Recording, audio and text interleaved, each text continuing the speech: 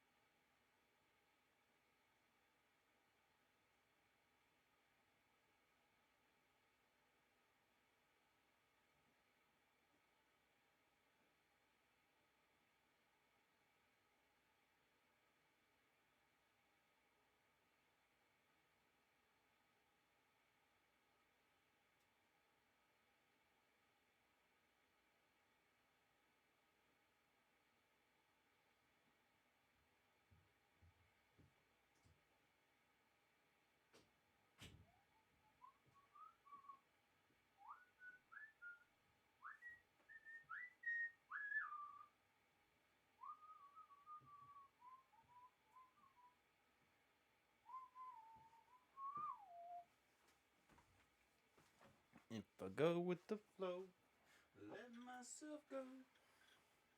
Tonight could be the night. It doesn't really matter, things could only get better tonight, yeah.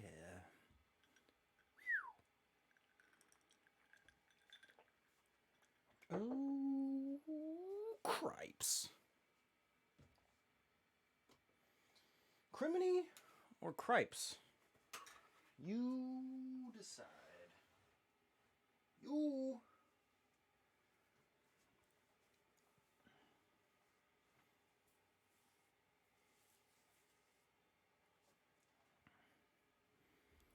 Ha.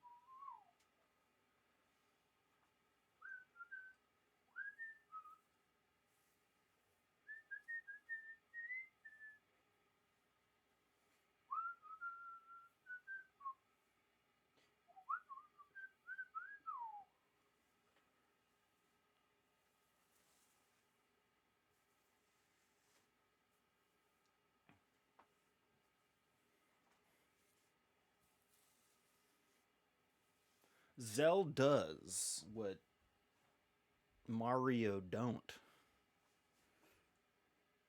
You know? To put it into some kind of perspective, you know.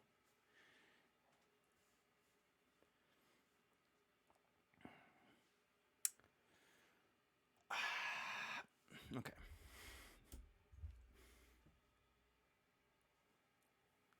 You know.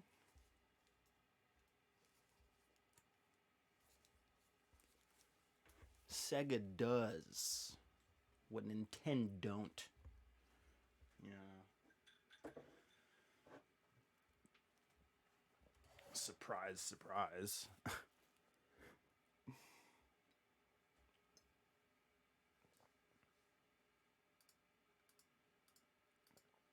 Damn. Dang it.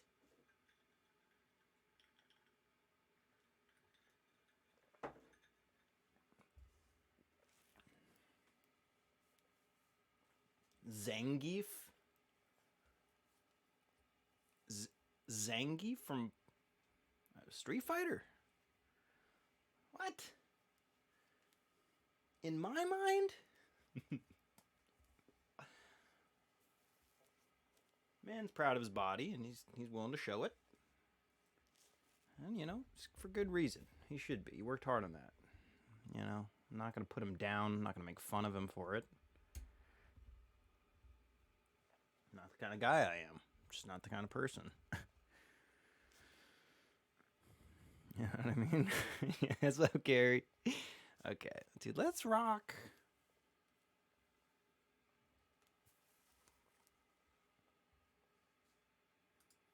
Let's rock some socks, dude. Socks need to be rocked. The Rock'em Sock'em Jetpack.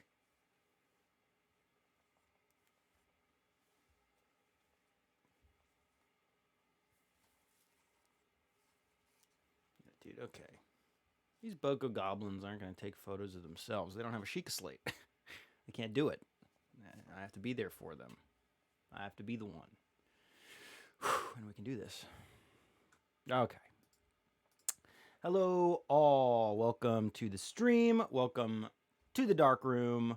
I am Paul Mosahanton, the dude in the dark room, and today we're shooting some photography in Zelda Breath of the Wild.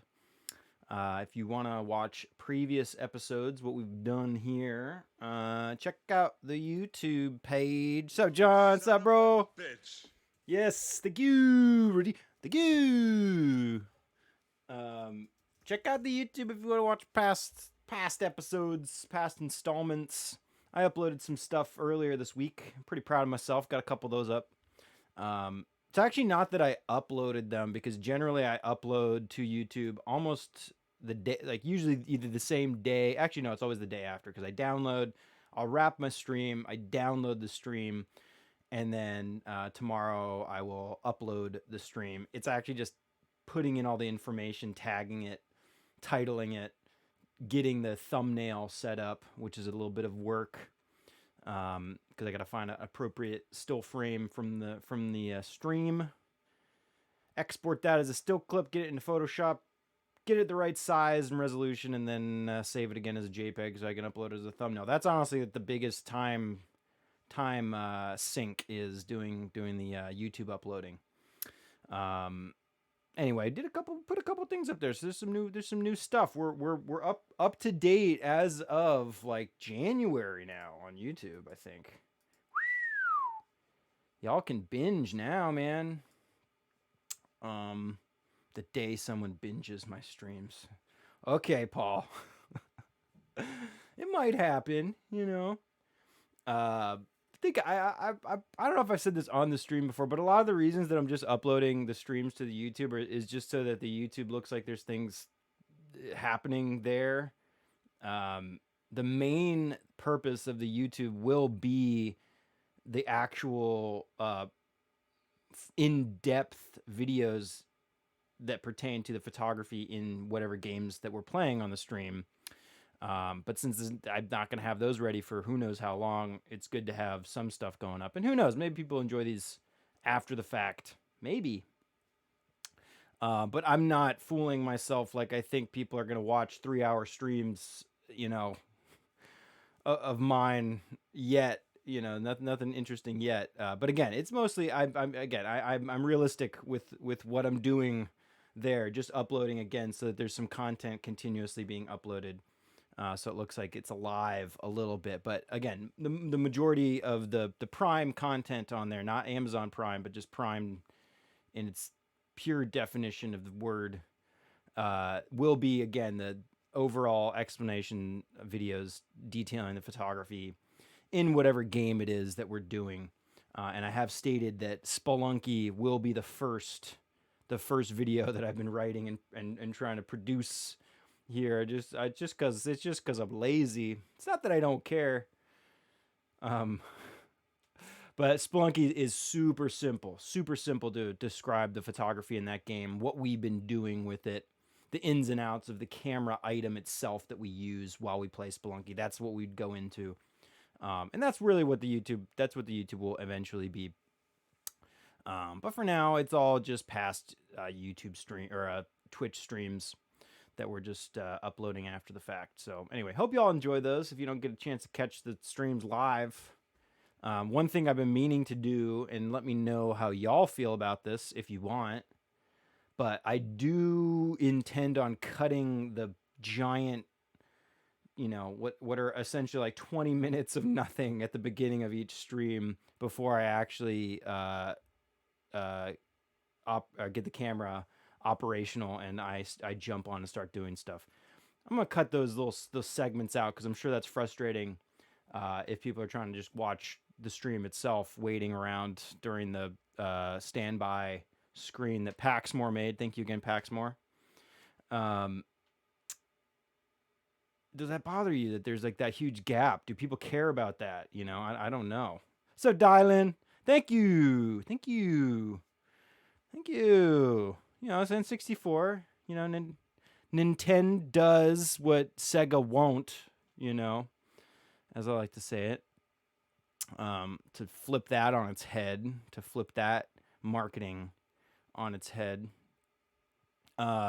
We are planning on doing so Saltman, enjoy the live stream. Nothing beats the raw, intense energy of the chat. Yes, dude, the chat just explodes. I go on, I watch some of the more popular Twitchers out there, and like nothing really compares to the explosive nature, the volatile nature of the chat here.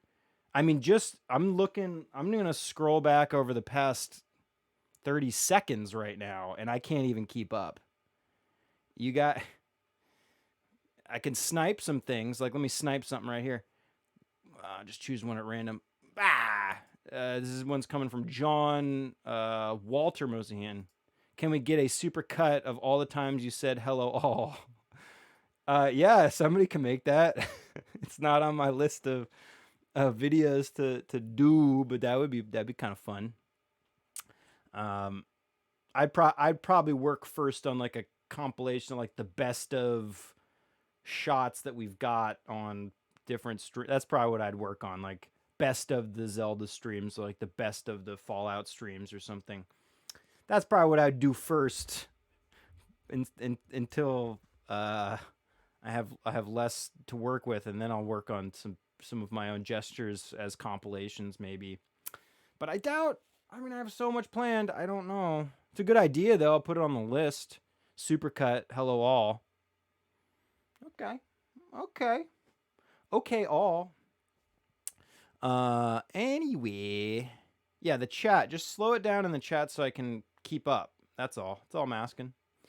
Otherwise, I have to snipe. Like, let me snipe another one right now. Sniping it. Boom. This one comes from Gary Livingston. And he says, vibes. Flame vibes. Flame vibes. Seems good. And then let me snipe. Hang on. Let me scroll through. Stop somewhere at random. Now. And then Dylan says, put a cap clause. Oh, wait. And do you think that Link would be confused? I'm catching this one quick, so I don't have to snipe this one because it's the latest on the chat. Do you think that Link would be confused about the name of his game? Zelda Breath of the Wild or Zelda Wand of Gameleon? You know? Yeah. Yeah, I mean, Zelda... Wait, Link would be confused. Yeah, not Zelda. Link would be... Ooh, critical 20. Did you... Yeah, that wasn't a roll. That's just a emoji. Oh, dude, let's roll. Hang on. Roll... Wait. Right? Roll D20. Rolled an invalid number. Fuck! Wait, how?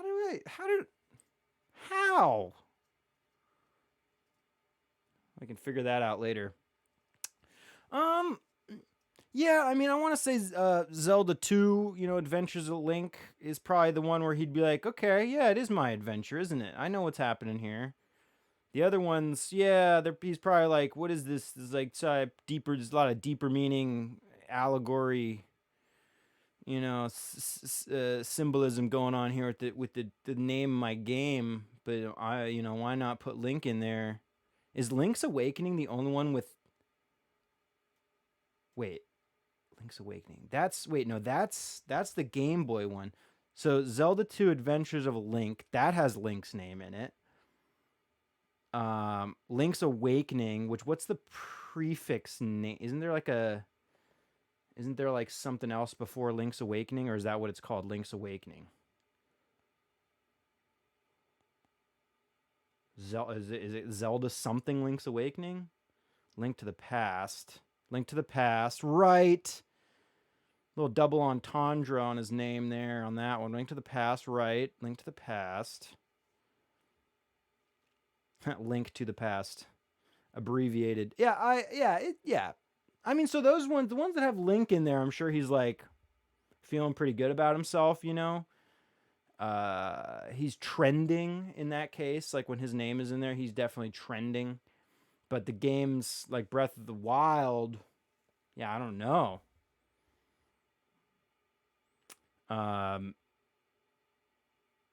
Why would you think that he would be confused? Out of curiosity, to throw it back in your court, why are you confused, or why do you think he would be confused by it?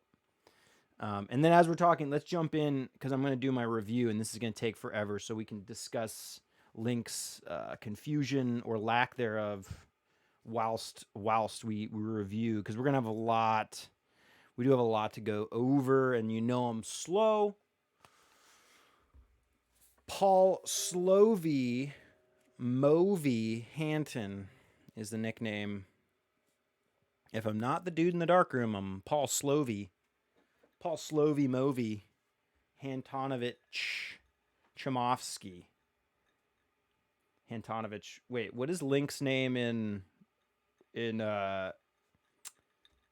Encino Man?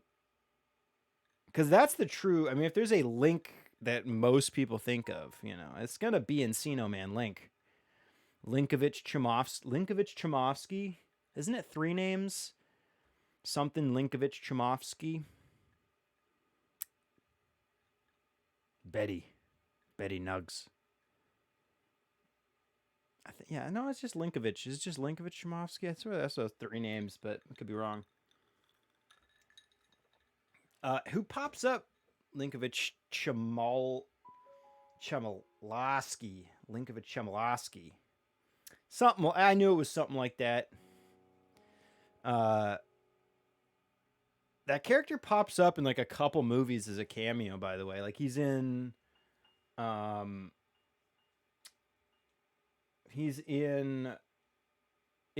feel like he's in the army now. He pops up a couple. It's always Pauly Shore movies, of course. Is he in Biodome? I know he's in Sun. Or wait, what's the one where he starts to go farming? I just watched that for the first time not that long ago too. Son-in-Law? Is it Son-in-Law? Is that what that one's called? with Pauly Shore, and Link has like a little cameo in there. Where were we? That's right, we were shooting this waterfall and this beautiful. Look at this little winding path. Album is full, of course.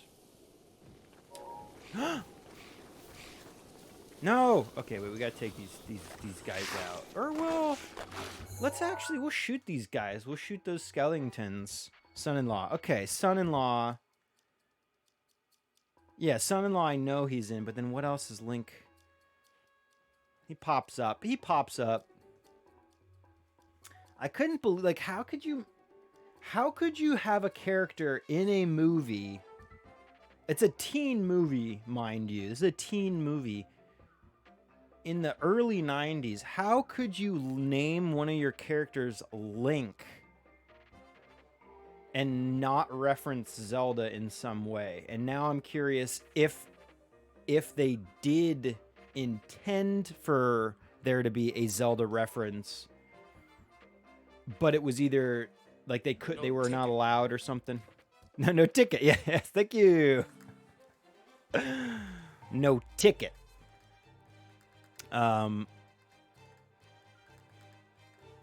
Anyway, let's review the view. Reviewing the view. Dude, if you started right now, you could start a YouTube channel right now that just had commentary on the view, and it'd be called Reviewing the View. I guarantee it'd be huge. It'd be huge. I'm not gonna do it because I really don't care. As much as I love Whoopi Goldberg, dude. Guinan? Are you kidding me? Sign me up. But otherwise, yeah, no. This is our self-portrait from the end of last stream. It's okay. It's actually not the worst self-portrait because we had this very picturesque location. It actually ended up in a decent little self-portrait. And look at Link. He's so happy. I do wish there was a little more light. There's a beautiful waterfall, which is the main subject that caught our eye at this location that we were taking some photos with. But the light on the waterfall itself is not the best, especially in this little self-portrait. I think in the ones we did with the Chuchu enemy, the light might have been better, although we're going to review those, I think. Was that from last time? I think that was from last time, right? Or was that from two streams ago? I don't know. Either way, this one sucks because it's a self-portrait. We're never going to keep those. I'm never keeping...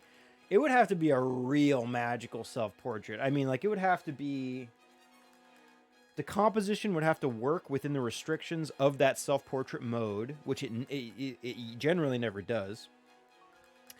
The light would have to be immaculate, Mary. The background would have to look real cool, and there'd have to be some real specific elements that are rare for it to be a good self-portrait, and it doesn't usually happen during those self-portraits. So, that being said, we shot this subject for a while, didn't we? And there's that Chuchu. Yeah, we're going to review the Chuchu for sure.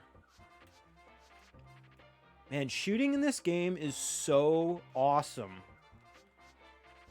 I must say, like, I love everything we walk away with. Like, look at the dude. I absolutely love this shot. This is probably going to be a keeper for a very long time, because here we have some very rare elements within, or at least these aren't. It's hard to. Thank you. It's hard to say this is rare, I guess. I mean, the moon rising and falling is not rare. It happens every day and night cycle. But we were in front of a beautiful location when we shot that moon, which I believe at this point it is going down. But then we had this NPC, Circe, or something kind of like Circe from Game of Thrones. I'll probably keep this one of her rather than the straight architecture landscape shot. Nightscape. Nike texture? when it's architecture at night, architecture. Figure it out. We'll figure something out. We'll make up some terms. I'm not good at learning other people's shit, so I like to make up my own, okay? This is how it is. Anyway, let's move forward. That being said, all that being said, I love to... It actually is very fun shooting in this game, and I was not sure, compared to what we were doing in Fallout, which was the first game that we really got into photography shooting.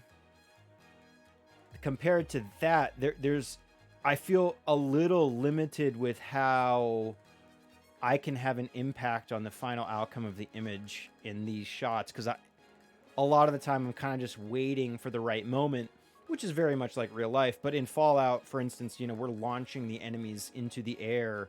I'm kind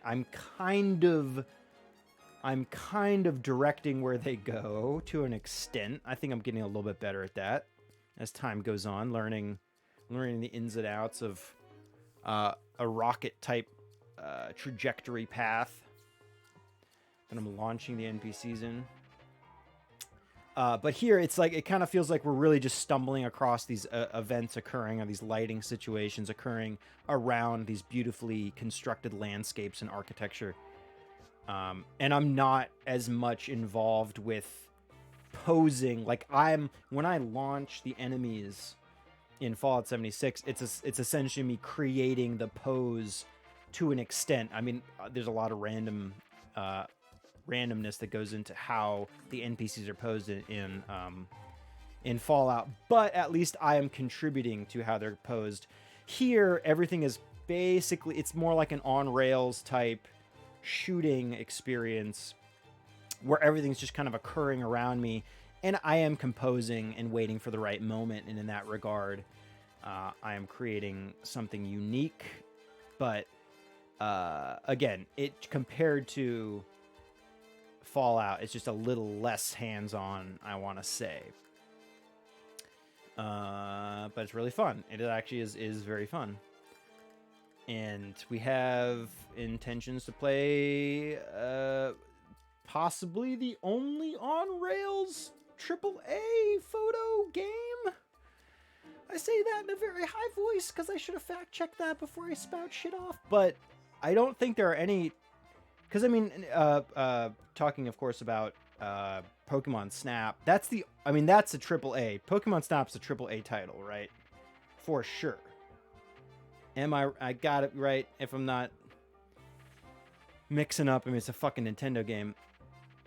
And I do not know of really any. Most photo-based games are either independent produced type of game, at least seemingly independently type produced games, or expansions or mods of some kind that I'm seeing for the most part. It's pretty rare that there's any kind of like I said, AAA release of a photo game. So I want to say Pokemon Snap's the only one. But anyway, that's like a strict on-rails shooter. I mean, you're on essentially a roller coaster that you're just taking pictures while you're rolling around. Anyway, we're supposed to be doing a photo review, not a Paul rant. Well, I mean, it's a stream, so what are you gonna do? Okay. There's so many little differences in some of these photos. We gotta go through each one of these. That being said, we are in West Necluda, and we were shooting Kakariko Bridge. We loved the southern gate, I guess, the southern steps, the southern entrance to Kakariko Bridge. I liked the Pillars of Leviah right behind the bridge itself, creating those really cool jagged mountain peaks behind this beautiful entrance gate to this. I don't know if it's considered a gate. That's what I'm calling it, though. The entrance to the bridge itself leading up to those pillars, which obviously just on the other side of those pillars would be Kakariko Village. which we will also shoot at some point. That's like one of my main subjects to photograph at some point. We'll do that, and then we'll probably do it multiple times because you're never going to get anything right the first time. Anyway, we came to the bridge just to shoot the bridge, and we were waiting around hoping that something would happen, something would fall on our lap, creating that decisive moment that we're always waiting for. And it came in the form of a foot soldier, a Yiga clan foot soldier that popped up, as they do, appeared out of thin air. Probably haven't been tracking me for hours, trying to find my location. Link's a sneaky one. I'm a sneaky one, and I teleport. It's probably not easy to keep up. It's unclear, and it is not explained if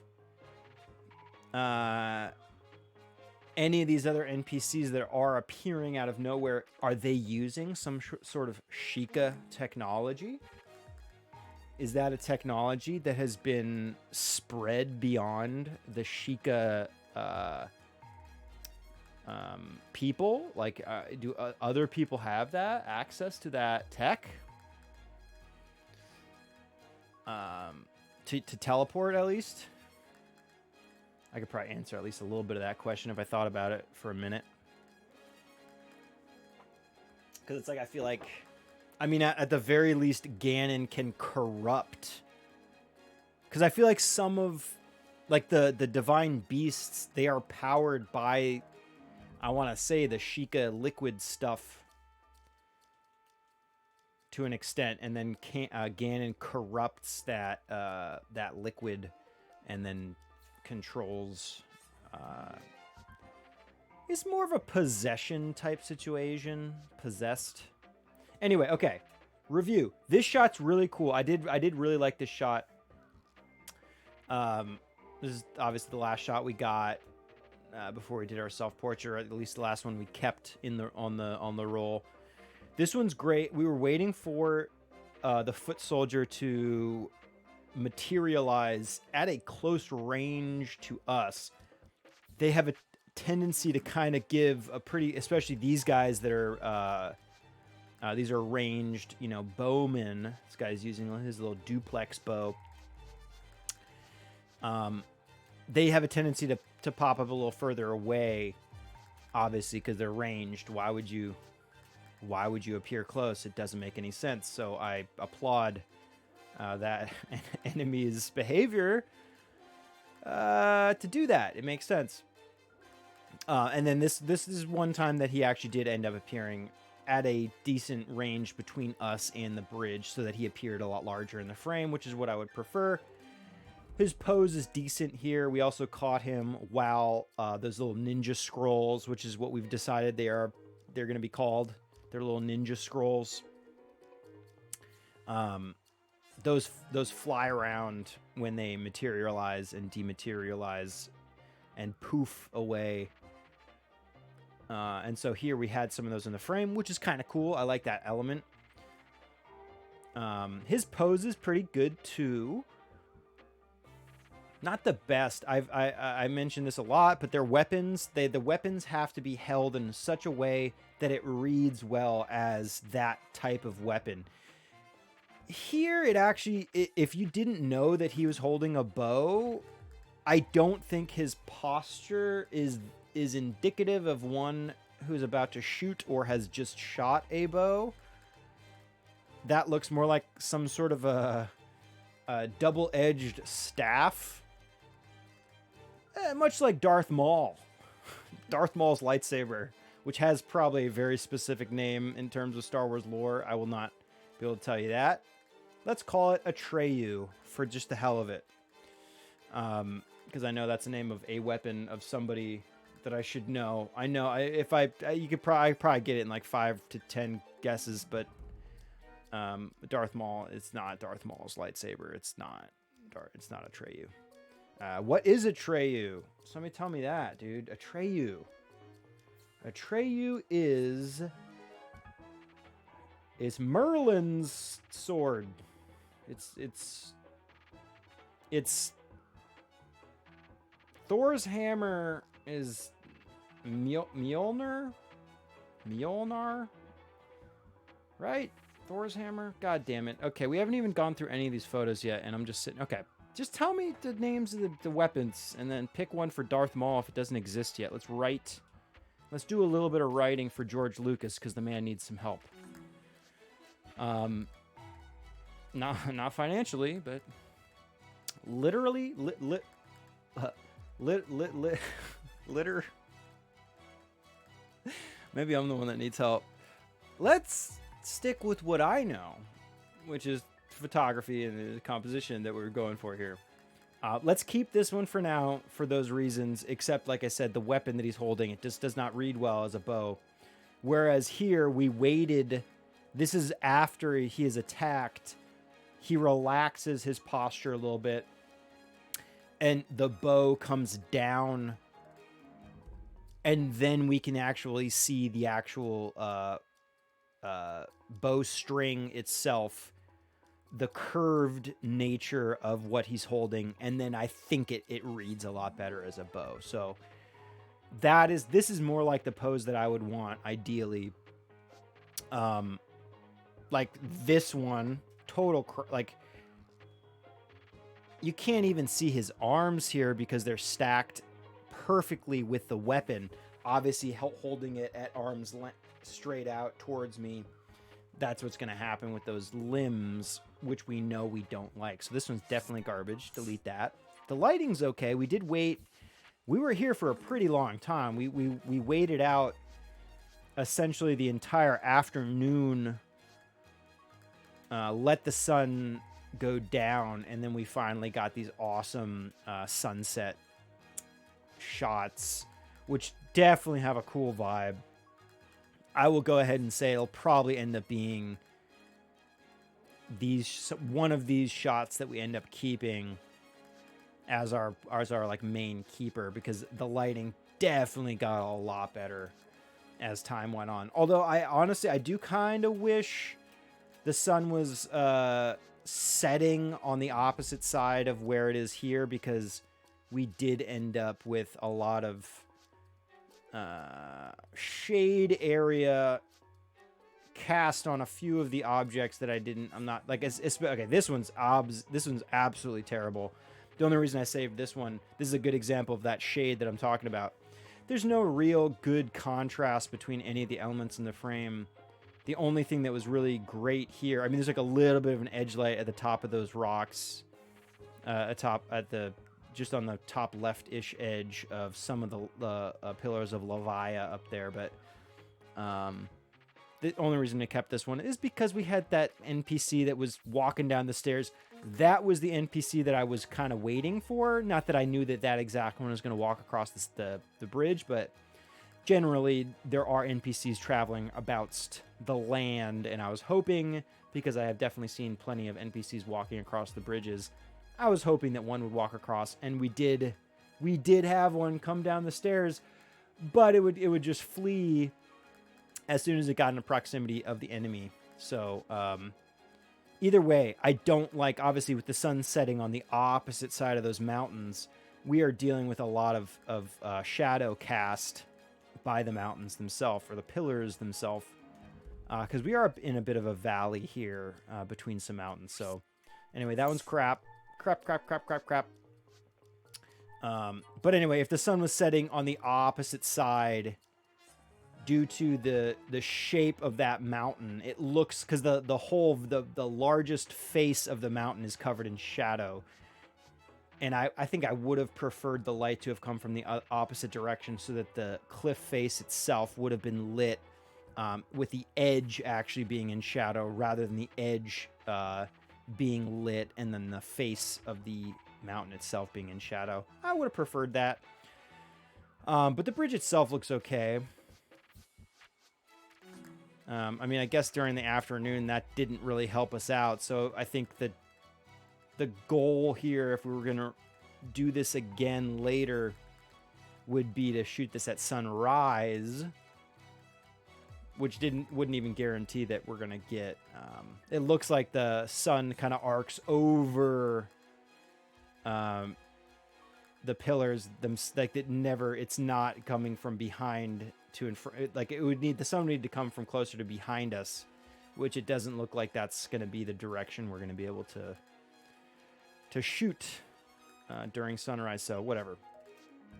This shot's crap. I know that for sure. Let's just get rid of the ones. Let's eliminate the ones that we know we definitely don't want, that we can just pinpoint total crap. So this one's during the afternoon, and we have one that's very similar towards sunset. So let's delete this one now. I do like, that was kind of the pose I was going for, was him almost completely center punched above the bridge, jumping and shooting at me with his arrow, his bow and arrow. Kind of like this. This is as close as I think I got to the projectile actually in the frame, as well as him firing. But his pose looks terrible at this moment after he fires that bow. I don't think it'd be possible because of the length of time between him firing and then settling into this type of pose, which this is the pose I wanted. But there's no way to have that pose while there's also an arrow in flight that he has fired. See here again, we have that bow being fired and the arrow in flight, but his pose looks terrible.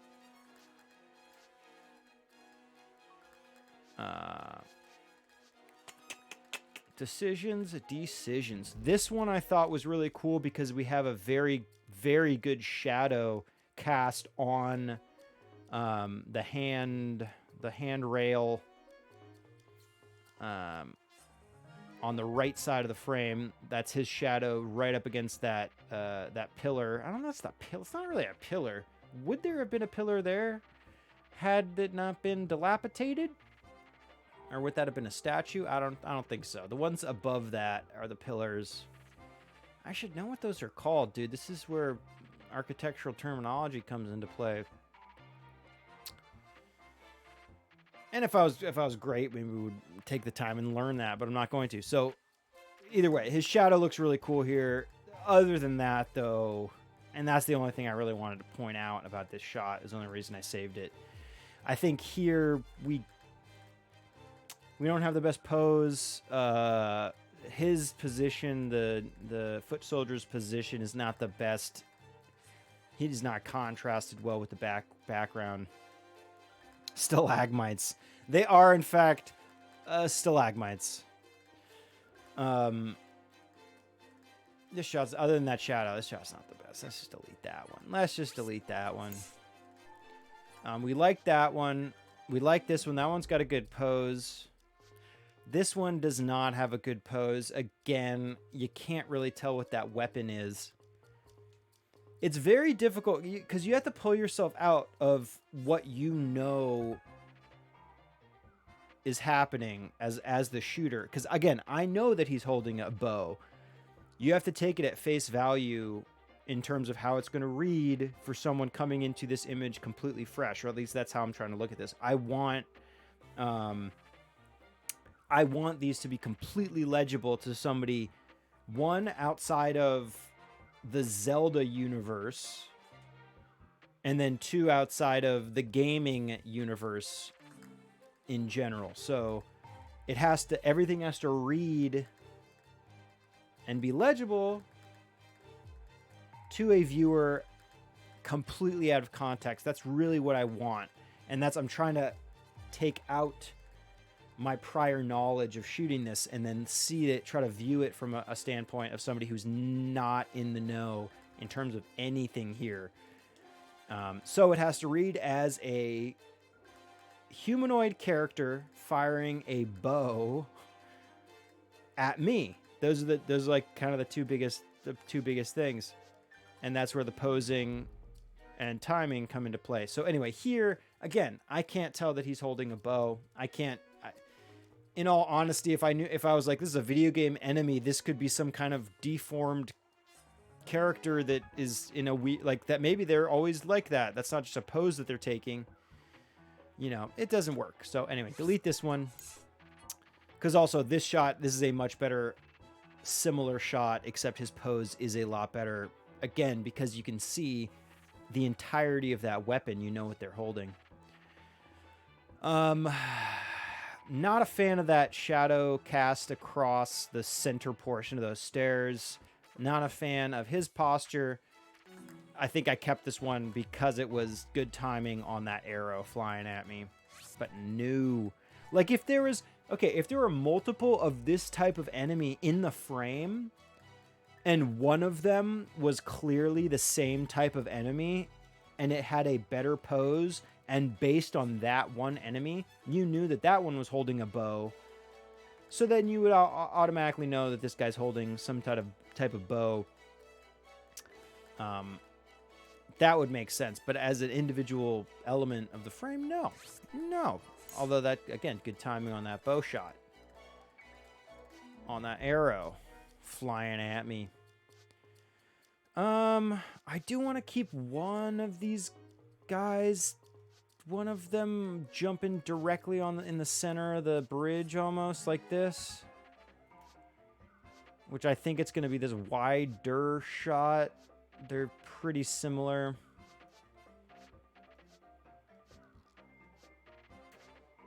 The battle music makes this seem much more intense, by the way. Because we are going to shoot those skeletons. Those Stalfos. Wait, let's make sure we're naming those correctly. I'm going to attempt to learn Stalk Goblin. I definitely could have told you that. Because they're the Boko Goblins skeletized. This is what it is. They're reanimated. They're dead and reanimated Bokos, so they all have the oblin in there. You got to remember that. Stalk oblin. Sta appears to be the prefix that the Zelda universe uses for bone type, skeletal type enemies. You know, stall, sta. Is it stall? Is it always S-T-A-L? I guess so. Nick Stahl, dude. I just watched Terminator 3. It's an okay movie. Stall. Okay, so it's always stall as the little prefix. Good to know. So if we learn these things, then we have a better chance of naming them. Stallnox, yeah. It's always stall. Although these cursed ones... Shouldn't this be a cursed stall moblin? And yeah, shouldn't these be like cursed stall moblins? The fact that they're not the stall, I think that's a mistake. Looking at the way you've created your language, sir. Sir and or madam and or person. Anyway, interesting. Smart that there's no Octorok that's a stall, because that wouldn't make any sense. They don't have bones, asshole. Anyway, okay. Yes. We're going to shoot those stalk goblins. Stalk oblins in a second. Well, a second. More like 20 to 25 minutes from now. We'll go through these quick. Okay, so this one's okay. That one's okay. We like that one. And I want one of him kind of above the center line of the bridge-ish like this. This one we're a little bit wider. I like a little bit more breathing room on the edges of the bridge. So let's just, between these two, let's just delete this one. And it's the same for this guy. Although we have a flying V in there. Awesome. Quack, quack. But not, yeah, here between these two, I'd prefer his position kind of more centralized. Because I think what's working here is that the staircase itself and the handrails leading up the staircase, those kind of create leading lines. And it seems to pinpoint a very central area of the frame, or it leads to a very central area of the frame.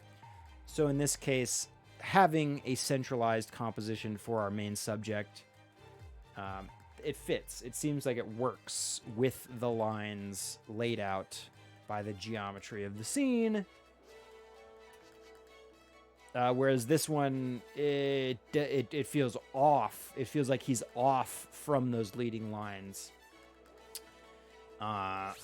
Despite the adherence to the more traditional compositional rule of thirds, where he is placed almost perfectly in that top right third corner. But again, it doesn't feel right in terms of, again, the geometry and how the geometry of the scene is leading your eye. So no. Keep that one. Pretty much the same thing can be said here, but at least he is on top of that pillar, which itself is a little bit of a line leading up to where he is positioned.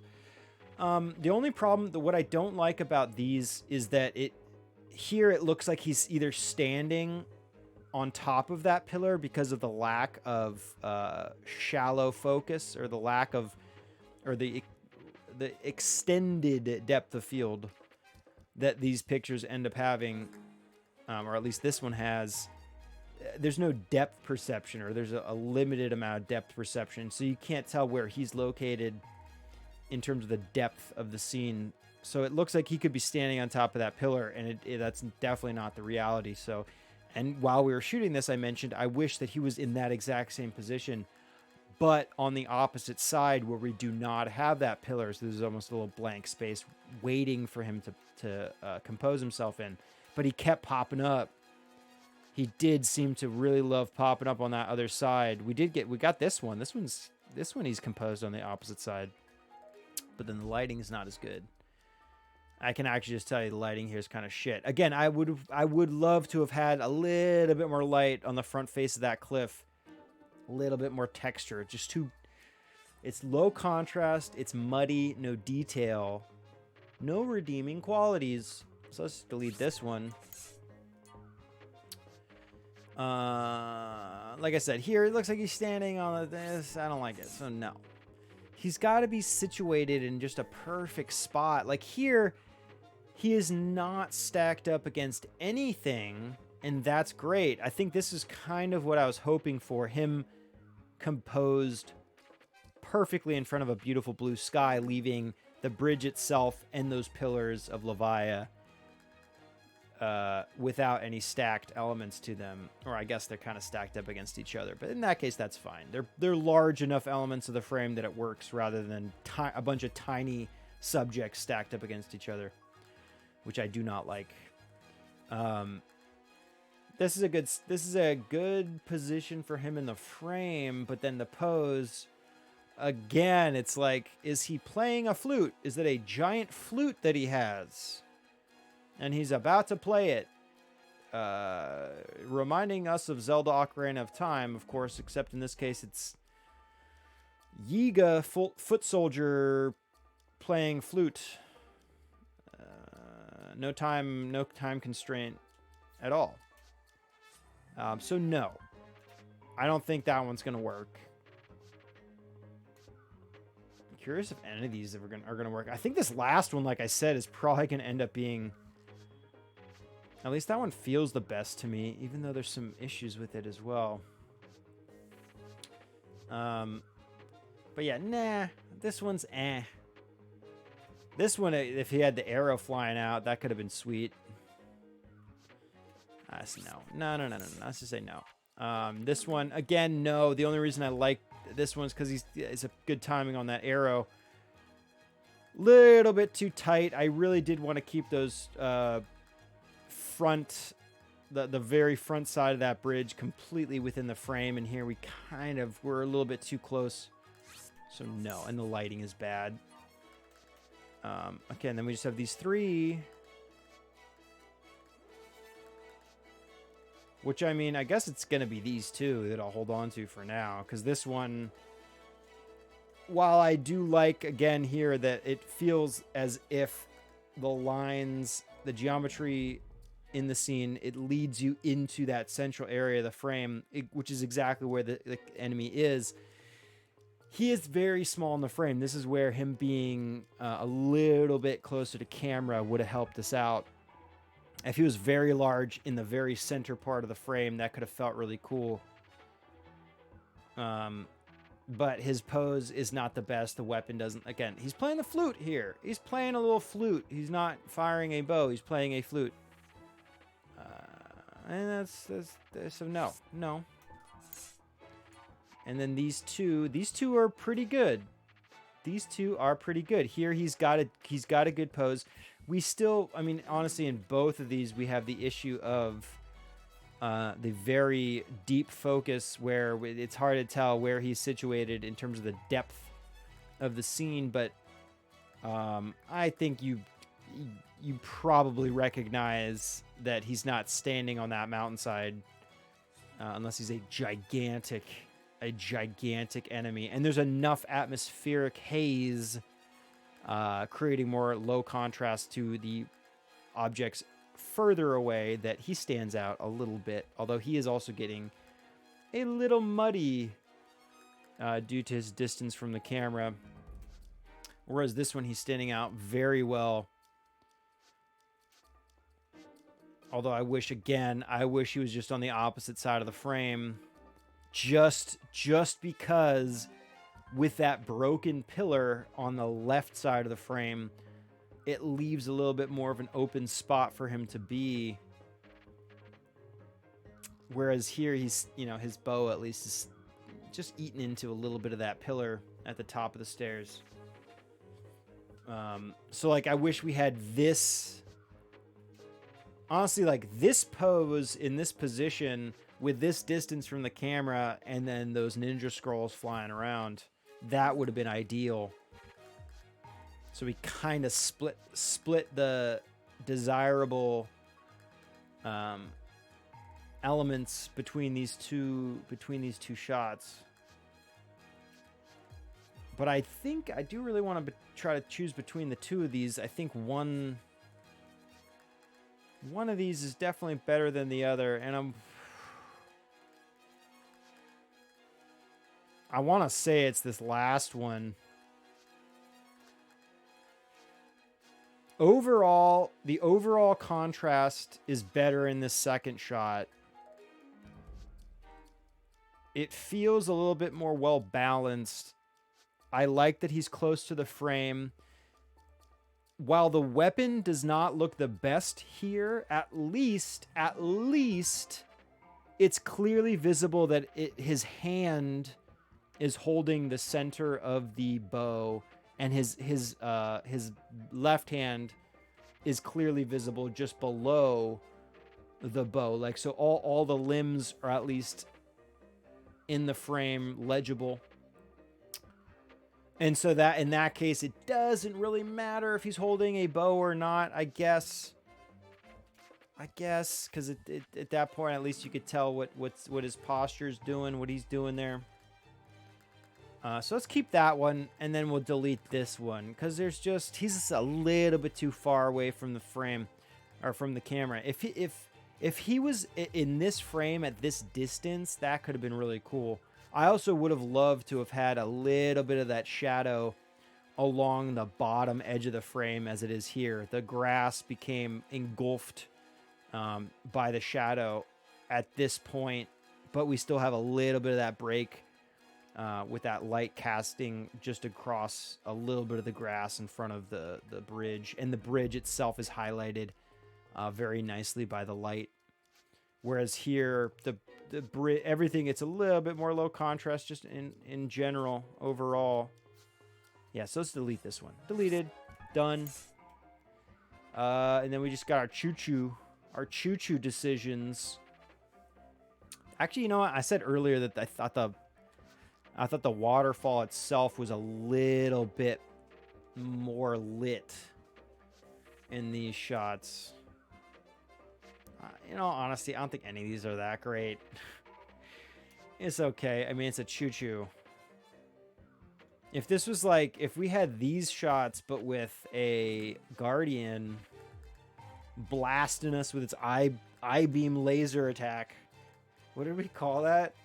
We got to come up with our own names for these attacks, because we're never going to know the in-house Nintendo names. Although, if we bought the Nintendo guide, or at least the Prima game guide for this game, maybe they have some highlights on the names of the attacks and things like that the enemies are using. That would be pretty cool. And I would actually love to know the stories behind that. Like, does Prima get a whole list? Like, here's all the enemies and a list of all the attacks that they perform so that you guys can classify everything that's happening. I'm not sure. So many questions. While I hope to reveal answers during my stream, I seem to only come up with more questions about the photography in these games. Because the lighting sucks on that waterfall, I feel like I almost prefer this shot without the waterfall in it. Like, we kind of strained the composition by really trying to get that waterfall in there. Also here, the path kind of feels like it leads you into the image better because we were on a bit of a longer focal length here. So I think I like that shot better without the waterfall, because I was really trying to work that waterfall in there, and that ended up not being really the element of the frame that I was responding to as much as I was this little winding path going back towards Hateno. That would go back towards, because we got that. Where's our little tree? This is our little tree, and then we got this. We're shooting this path right here. Yeah, so this is the path towards Hateno, Fort Hateno.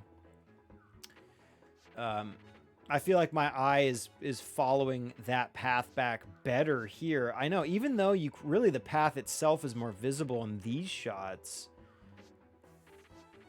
I think it has to do with where the Chuchu is placed. Like, all the really interesting visual elements are all along that line, whereas here they're very spread across the frame, almost a little bit too much. Where I know I usually say I don't like stacking. In this case, I mean, none of the elements are stacking enough to hinder the understanding of one another in any way. But then it also, your eye has already fallen upon where you want to follow the trail back towards Fort Hateno. Anyway, so I'm going to keep this one for now. It's still on the chopping block because I really don't like any of these, but we'll delete these ones with the waterfall. Even though, again, I mean, that was really the element that we liked, but it didn't compose itself well on the frame, man. It just did not. And how much room do we have on our roll now, man? Okay, we have 18 shots. That's plenty of photos. Okay, let's get a good shot of these guys really quick. I'll try to get all three of them. Although, let's save. Let's save. I don't want to review all that crap again. Oof. Yeah, let's try to get a 3 for all these guys in one shot. So what background element do we want to use? Well, the waterfall... Again, it still does not have any real light casting on it to make it look all that interesting. It just kind of looks like dark and gross over there. And these guys are situated in a nice patch of moonlight. Where's that moon? Moonlight that apparently is coming from no light source. Okay, well, my shadow's coming from this direction, so should be over here somewhere. I'm guessing, is the moon going to rise just above these hills? Because was that it? I thought I saw it for a second. It's probably going to pop up from behind those hills. It's either that or it's behind a heavy cloud cover. I'm not seeing any stars. Ow! Let's try to compose them. Ooh! Ooh! Whoa, whoa, whoa, whoa, whoa. When did did that happen? Did you see that? Come down? Holy shit. Okay. Oh, there's... okay. Why everything... Choo-choo-choo, one moon. Get that tree out of the frame, dude. Nope, tree out of the frame, bro. What are you doing? We talked about trees. Or maybe we compose with the tree and the choo-choos. 2 choo-choo, 1 tree, 1 boko. 1 stall goblin. Oh, the moon's gone already. Fuck, dude, you kidding me? And what time is it? Because I want to get over. We saw there's a falling star fragment over there. Okay. Did I save any of those photos? Yeah, we got 1. Okay, we got 1 of the choo-choos. That's a pretty sweet shot. I just wish that tree wasn't hanging on that top right side. Okay, give me a good reveal, Moon. Just pop out behind those clouds for just 1 second here. No. There he is. There he is.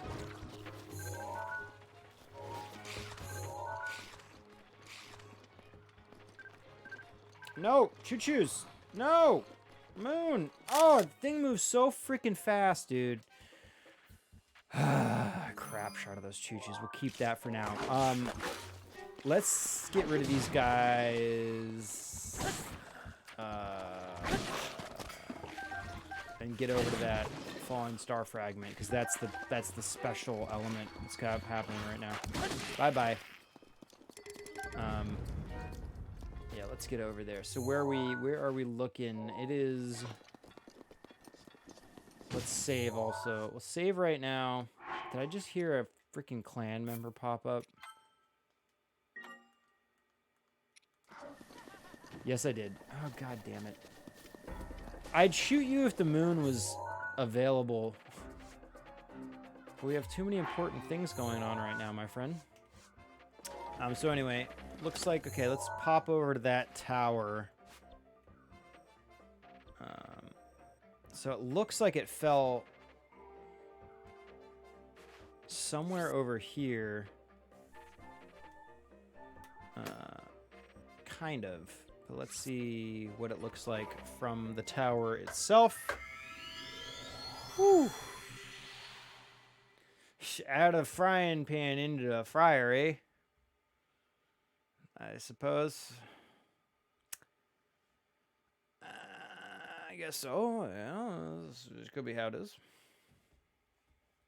I'm not above save scumming this, so we'll see. See what happens. Okay, there she is. It actually might be better to pop over to that. It looks like it's on the side of a mountain, which means when I get over there, it's actually going to roll down. I'm just going to say I'll probably just have to reload. Actually, probably should have took a shot, a sweet shot from on top of the tower. Got some glowstones just below where it landed. Oof, it actually... Well, let's just see what happens when we get over here. I can guarantee you I'm probably going to end up reloading. Oh, it's just above this cave. Why couldn't it have fallen right in front of the cave entrance? Yeah, I don't know if this is going to be in a position that's even going to allow for a decent composition. I don't know.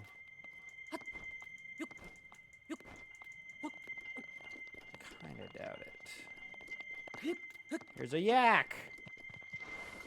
What's up, yak? Are they called yaks? I should look that up. Look at these guys, though. Okay, so this is going to be the cool shot, though.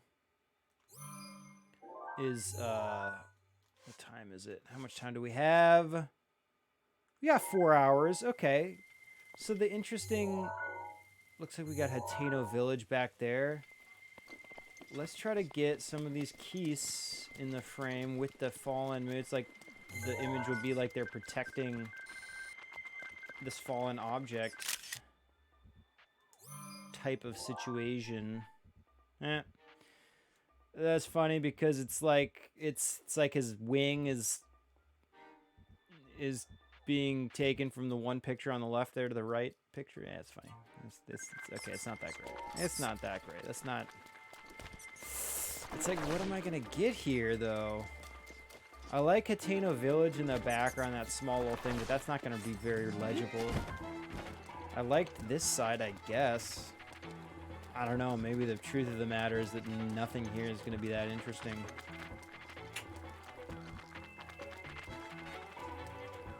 Shit. I'm still going to take a photo of these guys. Oof, no, we don't want a wing cropped out of the frame, dude. Not bad. Not great, but not bad. Oh, terrible. Terrible. We got a little bit of a stacking going on between those two keys. Whose eye mimics that of the like main and like nemesis enemy in Resident Evil 2. That's what that reminds me of. Ooh. That's not a bad shot. I do wish the moon was popping up in the sky there a little bit, but that's fine. Okay, we gotta like kite them around. Let's see. Let's try to get Hateno in there, dude. It's such a beautiful visual. Oh, and see, that's what I'm talking about.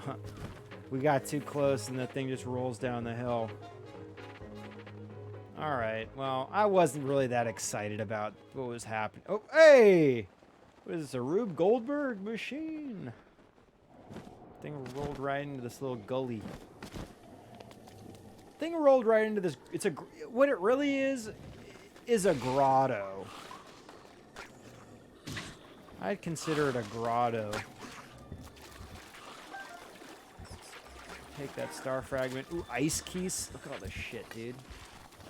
Too many enemy. Hardy radish. Whoa! Let me just aggro the entire area. Why not, dude? Love grabbing hardy radishes. Take a step back. Ooh, dude, ice keys with Death Mountain. Ah!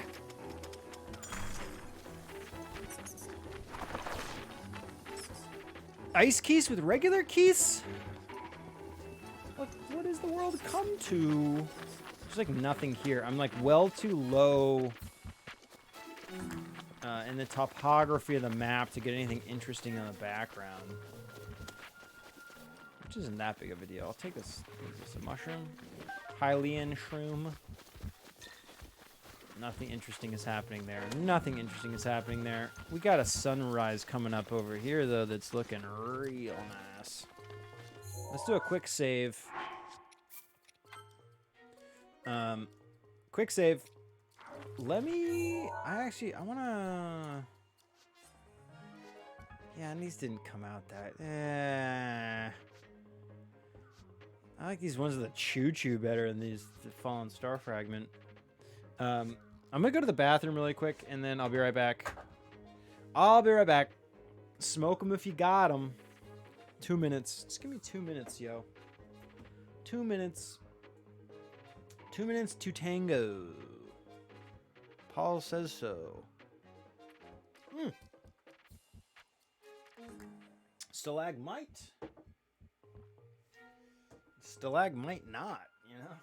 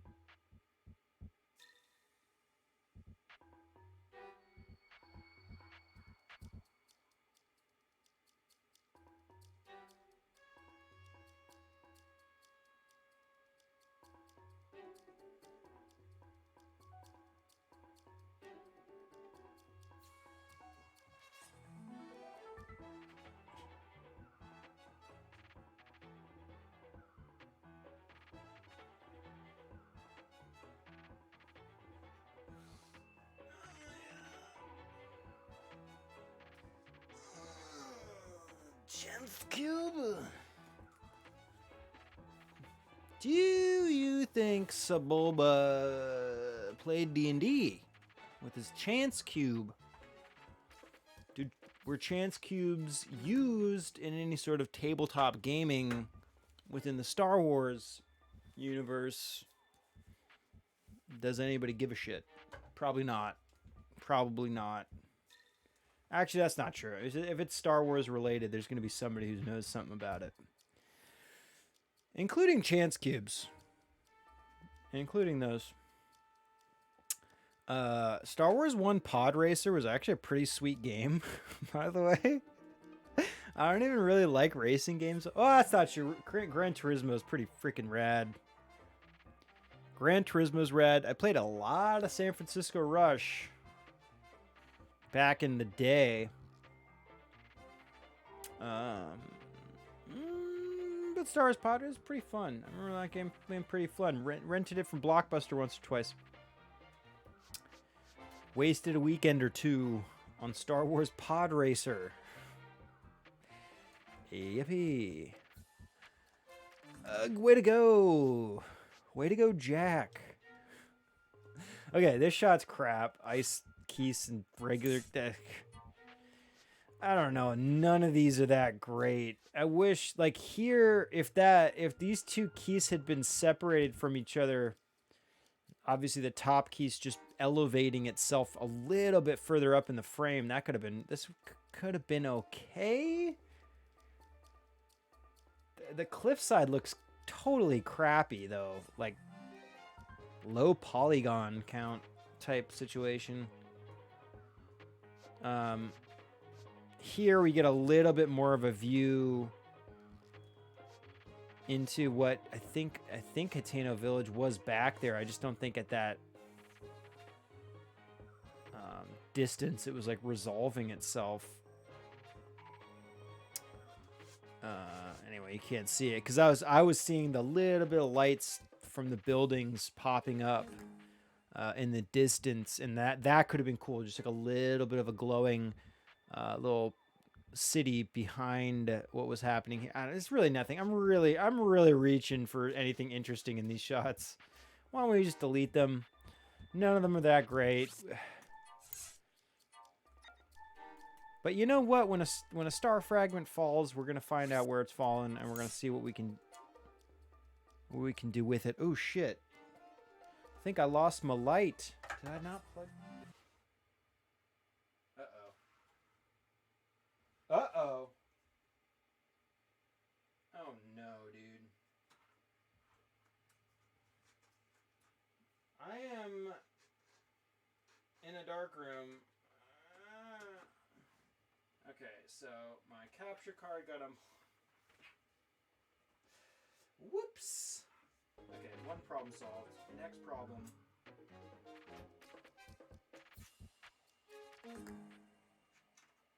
Should be solved.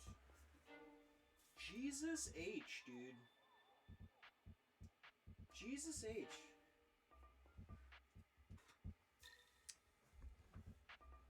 If I have a limited amount of USB plugs, okay? I have a limited amount of plugs.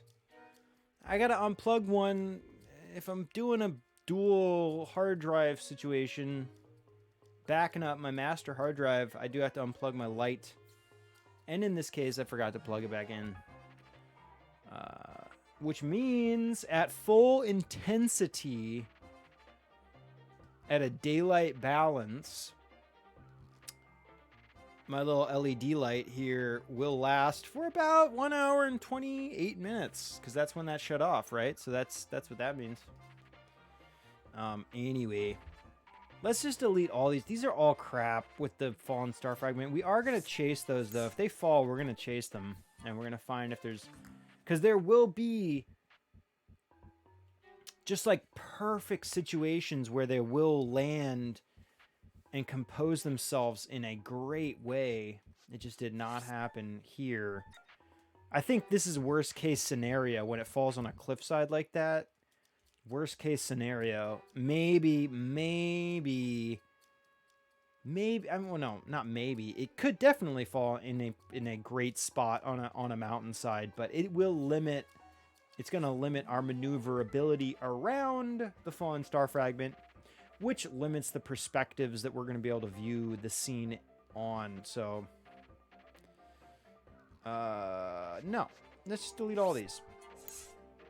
It's like I want to save. I'm trying to struggle to save one so we have like a talking point at the end of the stream or the beginning of the next one. I guess this one's okay. I'll save that one because we got plenty of room on the camera roll. Hey, Keys. Ah, he missed me. He did his red eye spin attack. Red-eyed spinning attack is what that's called internally at Nintendo. God, it's such a drab day here. Drab day in Hyrule. Rainy. I don't know what would go well with this type of environment. Let's just go somewhere completely different. Dude, let's go shoot this boss. We're close. I'm going to say it's probably a Stalnox. This one also looks pretty cool. We'll do both. Fuck it. Hop over the shrine. Check out that first guy. And then see where that leads us. The Sheikah Sensor Plus can detect objects that are logged into your Hyrule Compendium. Oh, yeah? A boon for finding those hidden treasure chests. Which I thought were finite. Turns out they're infinite. Uh-oh. Wasted a lot of time trying to clear all those from the map. Great job. I would love every game, in my opinion, there's no reason that any game should hide any of the completion metrics from the player. I want to know everything that I haven't done. I want to know how much more there is out there to discover. And when the games don't give you any kind of basis of reference to what you've done or not done, it makes it kind of frustrating. This game's okay with that. The Koroks, the Koroks really should be designated to zones, so it's like at least give me like a region of the map that I'm missing the Korok in. Like that's the Hero's Path expansion update was okay, but even that, I mean, it's like, dude, imagine like the very beginning of your Hero's Path journey. You're like, okay, I didn't find any Koroks in this area. And I can see that I walked around that area, so I know I've checked that area. So let me move to a completely different spot. And you're going to omit that area from any kind of further adventures to find those Koroks. What if you missed one due to your error, and it's like you're never going to go back to that spot because your hero's journey shows you having checked that spot, you know? That doesn't work. You need to have like a nice little list. Great Plateau. Great Plateau. How many Koroks am I missing from the Great Plateau? How many shrines am I missing from the Great Plateau area? I don't see why you would want to you know, limit the information, but yeah, I guess that makes it more difficult to discover all those things. There's definitely a healthy balance in there somewhere, revealing the things that you're missing in what locations, but still allowing for a great amount of exploration to be done. Somebody will figure it out. I'm trying to think of like the best game that has like the best list of completionist type menus for you to go through. Like this is Yeah, this one isn't... I would not say this is the best, because you go in the hero's path mode, it's like, okay, this is where I've been for, I think, is it 200 hours? I think this is a 200-hour map of my travels. I think.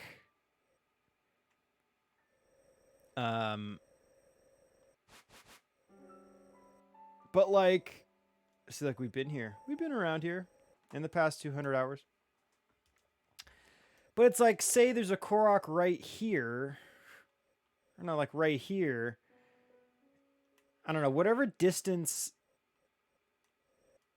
that would make you think like I checked this area, and then you're never going to come back because for all you know, the Korok isn't even in this whole region. Like if you just gave us like at least even a quadrant, just divide this into fourths and let me know that if the you know, top left quadrant of the map, like there's a Korok in here somewhere. It's just, it's got to be limited. It's like I have not captured all the Koroks, and I'm never going to attempt that without just going down a list. Definitely help if the Sheikah slate had Microsoft Excel. Yeah. Yeah. Upgrade your software, Sheikah. Come on, man. It's been 100 or so years now. But yeah, like this is not a good representation of, or this doesn't really seem to limit where they might be to me. I don't know. Whatever. Nobody cares. Everyone looks at guides and strategies online anyway, so whatever. I'm the only one that wants to complete everything myself. What shrine was this, dude? The shrine looks awesome. I forget what we did here. You obviously had to put the little balls in these little slots. And then, wait, do we light these torches? Why aren't these lit? This is a fire arrow or explosive one.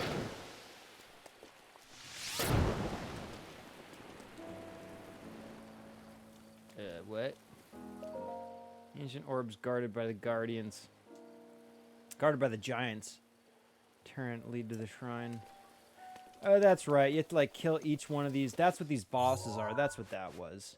Each one of these three guys are the holders of the orbs, and then you collect each one and bring them up here. That's what that was. Well, we're gonna shoot one of them anyway. I might not do all three, like, or at least those two. Like I was saying. Let's just go for this guy in the central area. Well, it's central. He's the closest to Mount Turan. Let's go to that one. Go see what that guy's all about. Ooh, it's rainy, but it's still sunny at the same time. Always such an odd moment of life. Keep this one. This goat. What's up, goat? Chivo! What's up, buddy? See you later.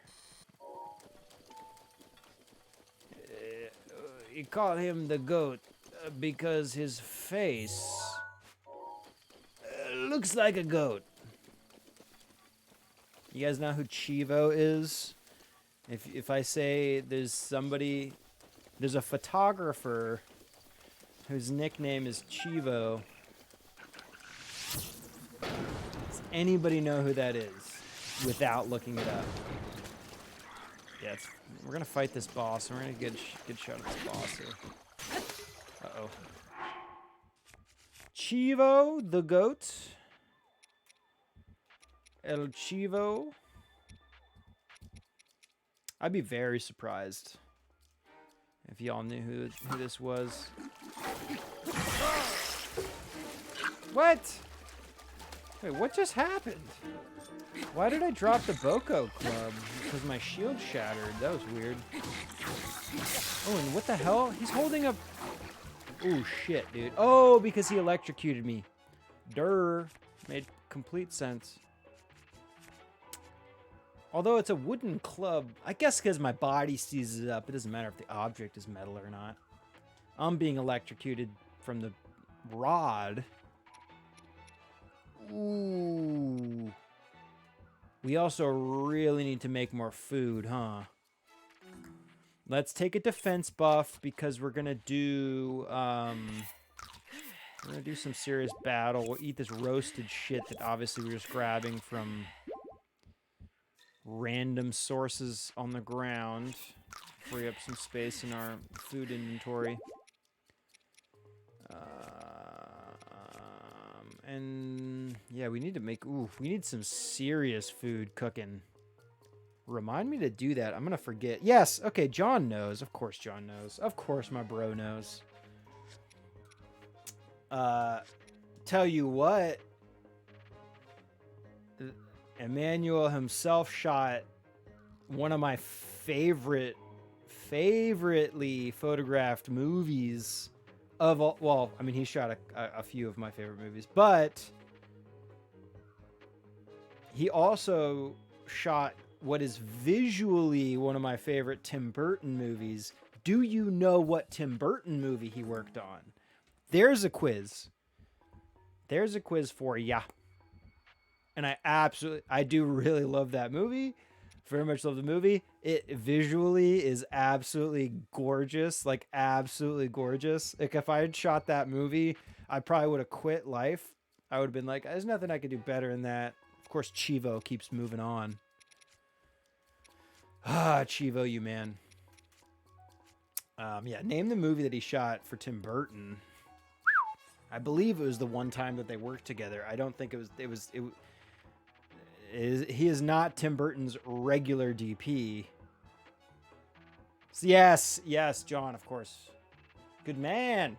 Now, be honest. Did you look that up, or did you know without looking it up? Did you know this?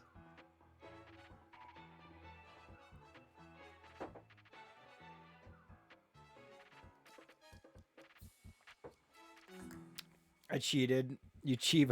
Yeah. Don't cheat. Okay. So do not look this up. What actors does that movie have in common with Starship Troopers? Answer me that, dude. You should know this. You should know. What?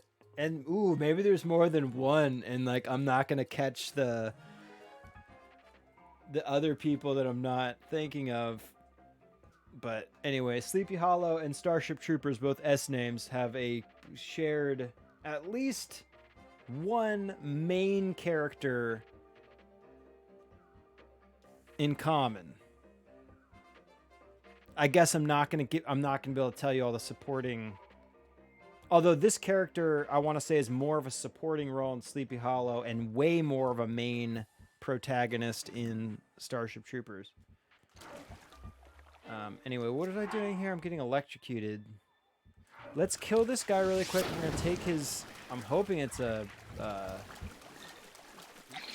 You don't know? Come on, man. Casper Van Dien. CVD is in both movies. Done now, bro. We got a Casper Van Dien in both. Ooh, it's a Thunderstorm Rod. Good. Those are the better of the two. Oh, dude, look at this location, though. I think what we're going to do, let's save really quick. I was going to cook some food, but I guess I can't really. Oh, yeah. Sleep well, buddy. My friend. My good friend. Yeah, sleep well. What time is it? 9:38? Yeah, we're going to shoot this Stallnox, then I'll probably wrap up anyway. I got on late. I was having some trouble here, technical issues for a while. Took me a minute to figure out, but I got her done. Took a while to get her warmed up, but I finally got your cow milked. We don't have a cow.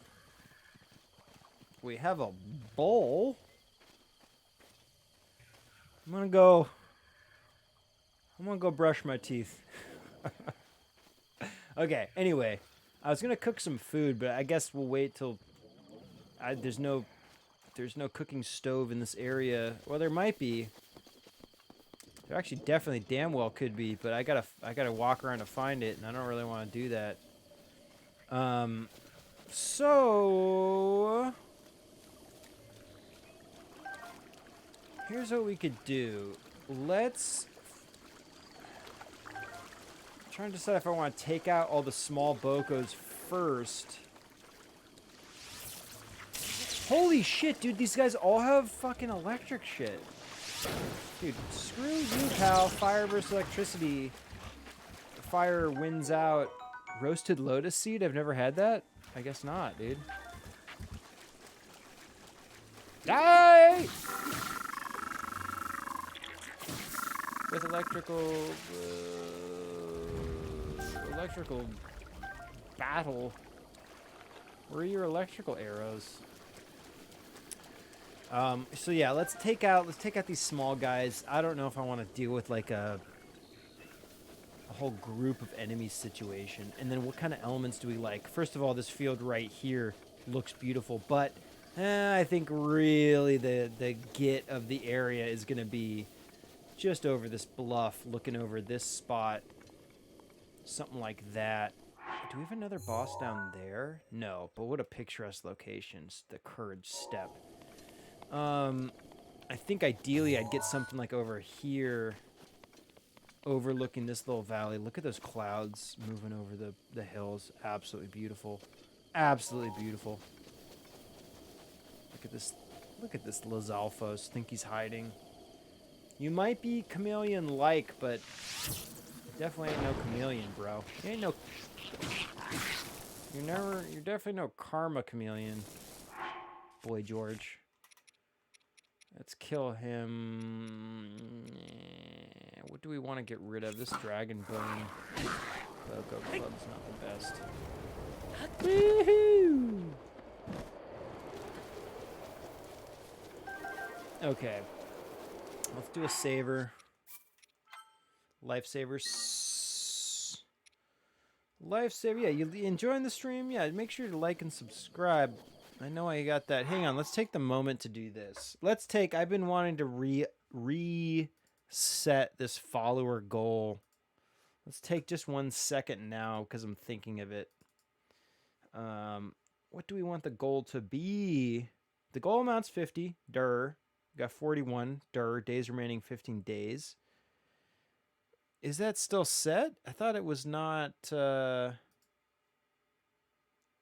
Maybe it looks like... Are we still good? We're still good on that? I guess so. Where's the end date? Usually there's like a little thing that says like this many days or whatever on there. Whatever. I feel like people get the point.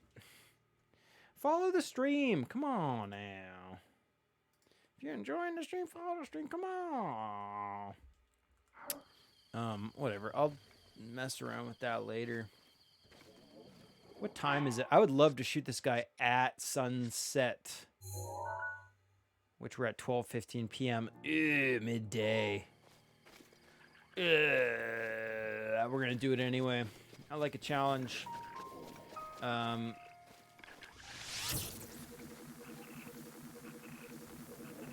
we kill these guys without waking? Ah. That's right, this is all dried. These are all dried ash. Yeah, come on. Bring it on, dude. Okay, first of all... Yeah, you're not going to hit anything. First of all, why am I wearing my cold clothing? Not necessary. Let's go to battle mode. Actually, dude, let's do defense. Let's go defense right now.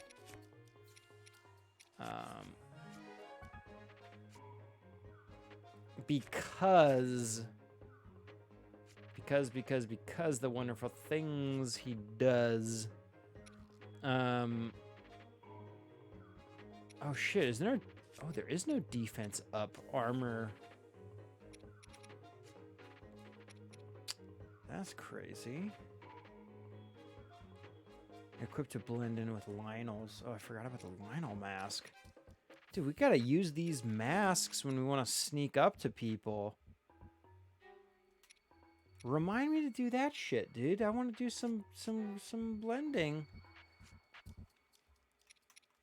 Anyway, defense up.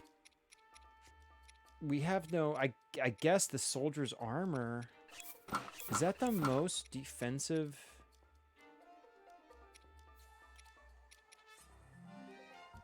Well, the champion's Tunic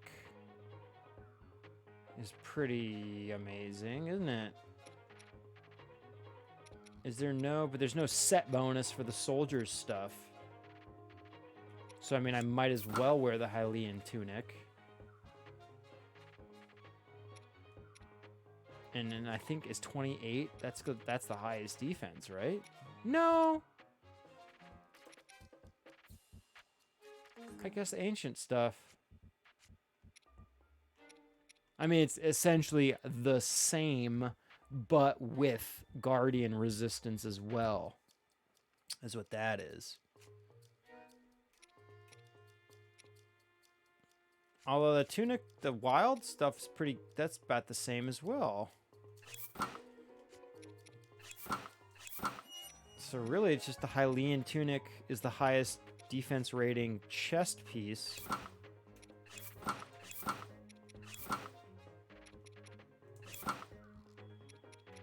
But the... Wait, now was it?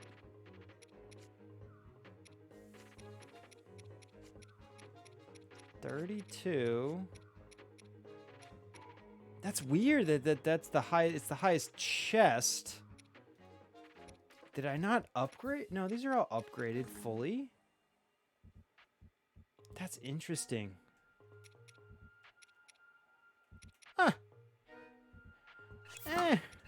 Maybe I want to wear earrings instead of a headpiece.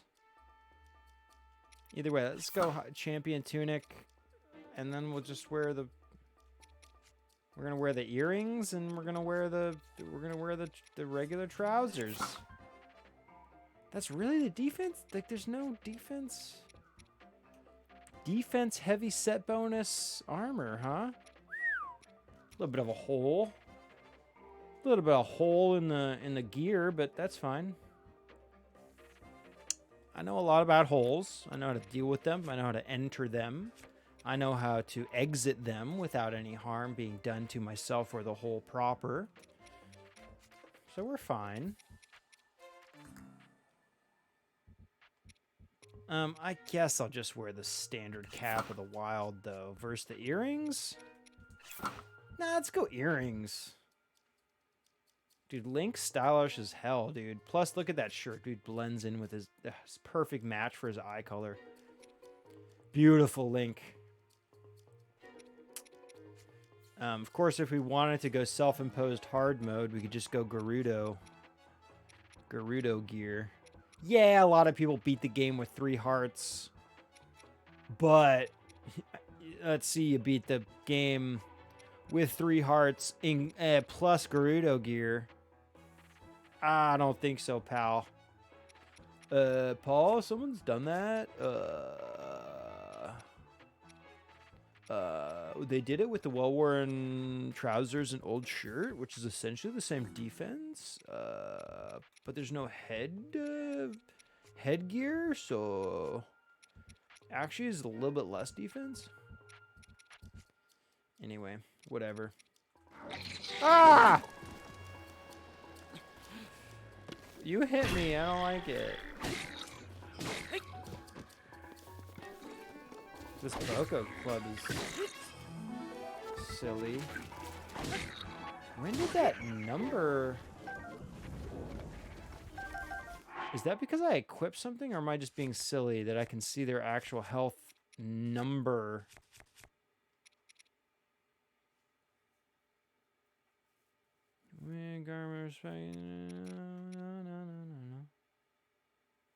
No.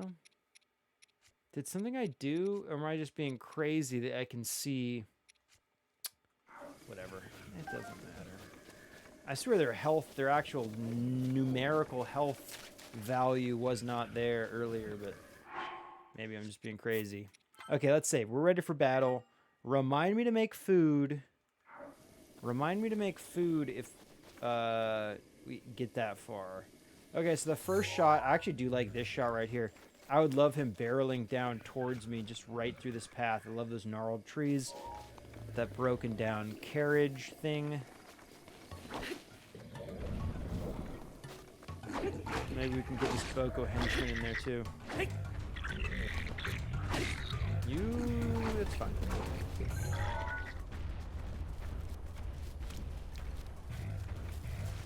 Ah! Yeah, we don't want that little guy in there, do we? He's really gonna just keep fucking us up. So let's try to avoid.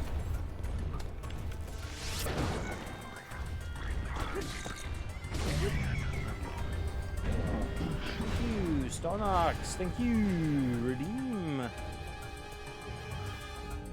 Oh shit, their health. They recover their health pretty fast, don't they?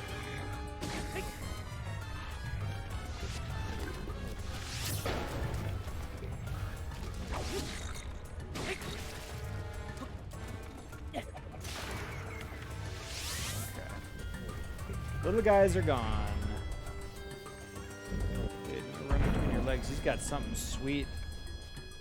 He's got some sweet loot waiting. Okay, let's grab this shot. I love. Okay, yep. Call your companion. This is what I'm talking about, dude. With that. Oh, with that sunburst behind them, that looks really cool. Let's try to get him to the left a little bit more and tilt up a tiny bit more. That's pretty cool. I'm gonna actually move to the right a little bit, get him composed in front of the sun exactly. Oh! Ooh, that's pretty cool with the sun just peeking over his head. I like that. Now let's get him. What does he got? Looks like he's got like a royal halberd on there. I'm gonna take that. Don't worry, pal. Let's get him over here. We want that shot overlooking this beautiful little zone. What is this Boko doing? What are you doing, pal?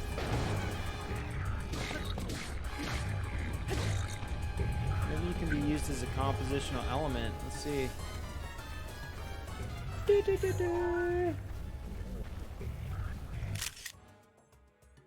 That's a good portrait of the Hinox. It's a very specific Hinox. This is Hinox, okay? This is the oldest kin of Mount Terran. It's not just any Hinox. Oh, did you see that shadow come across the mountain? Ooh. It's kind of fun how he's taking that step there. I don't think I'm really getting that elevated perspective that I want on the background, though. We really want to be on top. I'm gonna get him down here. I did like this zone too. He's gonna leave his jurisdiction though at some point. Yeah, see, he's already. I hear the. Yeah. Yeah. No.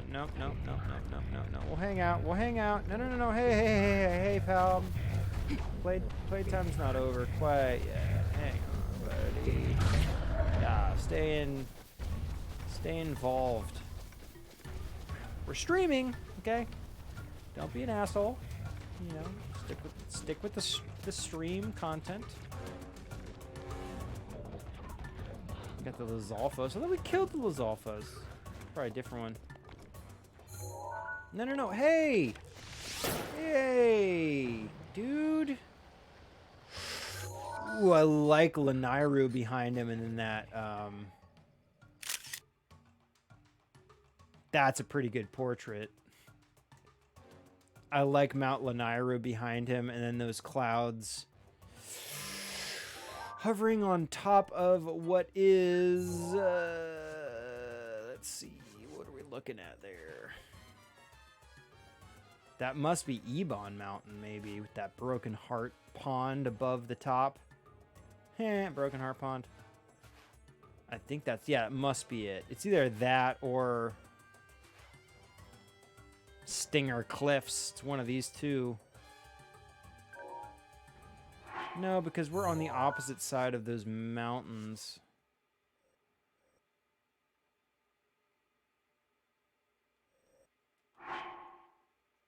That must be That must be Ebon Mountain, right?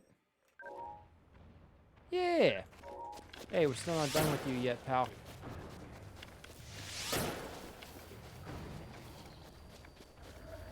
I ain't done with you yet.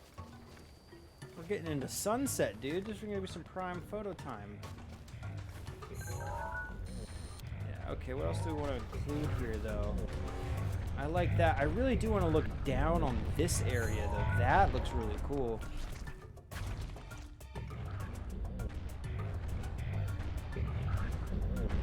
Aha!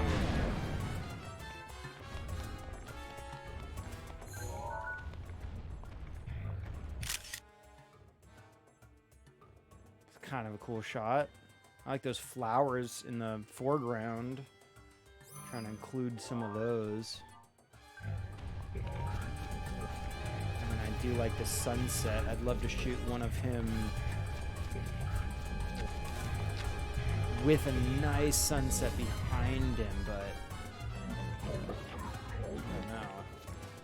And I'm gonna take, dude, don't worry, dude. All that royal gear you got hanging around your neck like that, I'm gonna take it. Oh! Ow. Damn, he does a lot of damage. Okay, so, you know, fine. Okay, what do we got? Let's look at in this direction. Try to include some of this stuff, because that, yeah, the light now on this side looks really cool. So let's get some of that. We got our looking through the valley type shot. There goes that little bird. Hi, bird. Blue heron. Uh-oh. Looks like you're going to be dealing with some moblins.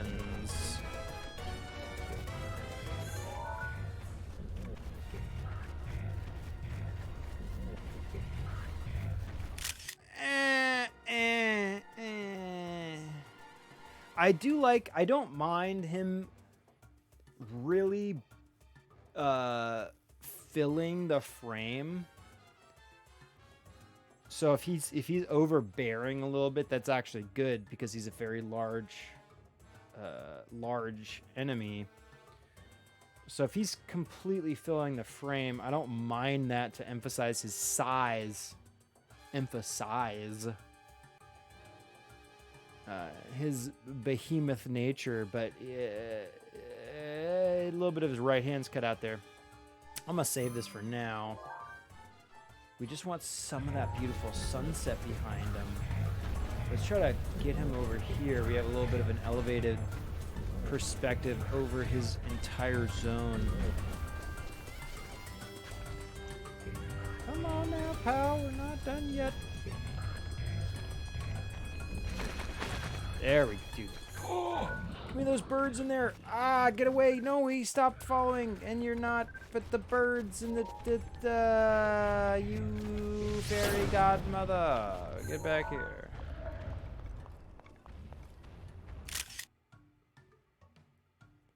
It's kind of a cool shot, but here, because he's lower than we are situated, he looks small. He is diminished in the frame. We don't want him diminished. We want him emphasized. Emphasis dictates size in the frame, dude. Or importance dictates size in the frame. Whatever. Gives you the enemy health. Whoa, Champion's Tunic. Oh, that's, yeah, okay. Thank you, Saltman. Thank you. Sorry, I missed that. I knew, yeah. I was like, was that number always there? Yeah, so it is a thing of the Champion's Tunic. That's cool. That's cool to know. I'm going to save this shot anyway. I know I was talking about how I was de-emphasizing this enemy's size, but... de-emphasizing. And there's that flying V. I like those flags. I'm trying to pick out some good elements.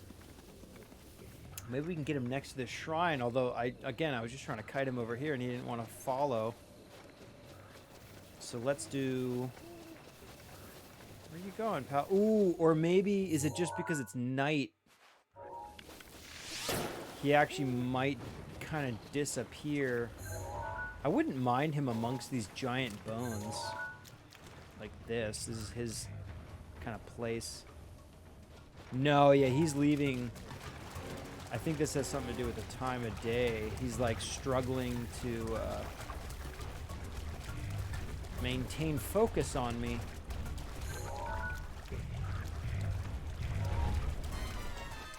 It would seem. Oh! Grab that tree, pal. Where do we want those flags?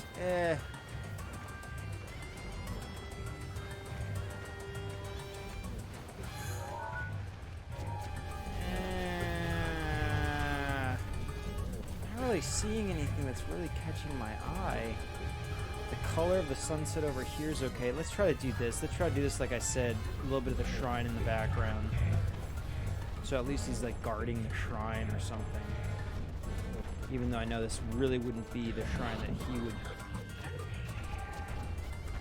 he would necessarily grab. Stay focused, pal.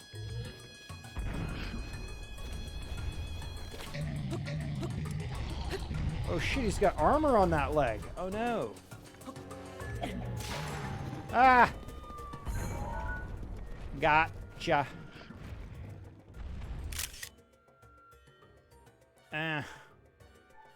Guess I'll save that.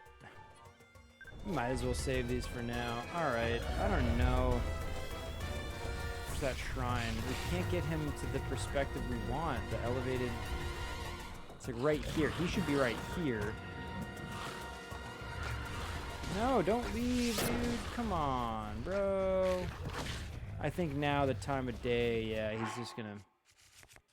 Past his bedtime. These guys are just waking up. Oh, just waking up, aren't ya?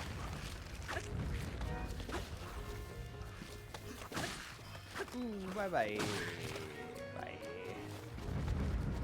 Okay, so he's...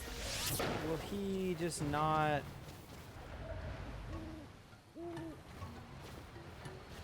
He might not at all hold interest in us.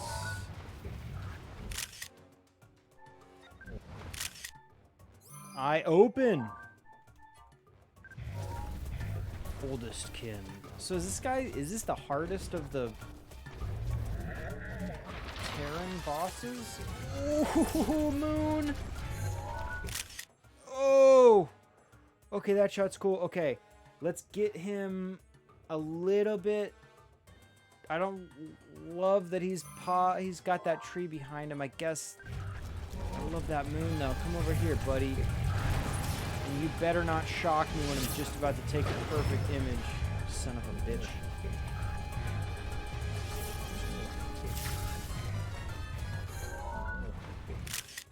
Oh, his hand's blocking the moon, of course. Wait, whoa. No. Ah! Ah! He shocked his own dude. What an idiot.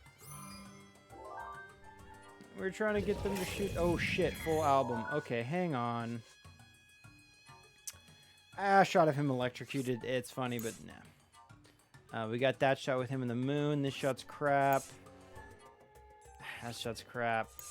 I'm not feeling that best about much of what we've shot today.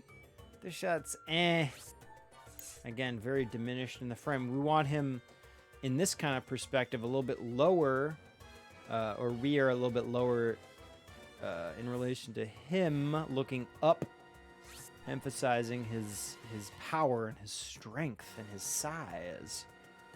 This shot's That shot's not bad. We got that elevated look at that terrain behind him.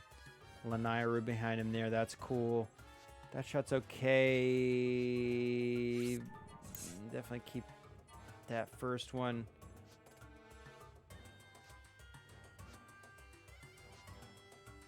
Neither of these are that great. I like that sun star behind his head.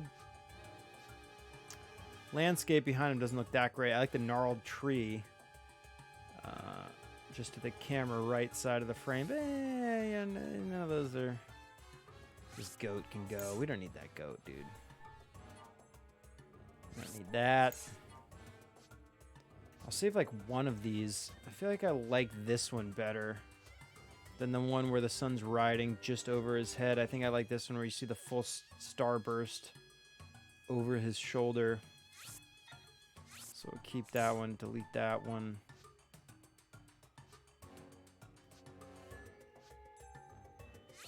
No, this one's still better. That one's okay. This one's Because he's posed, like, I want him... If he's lower than the landscape itself, it does de-emphasize his height.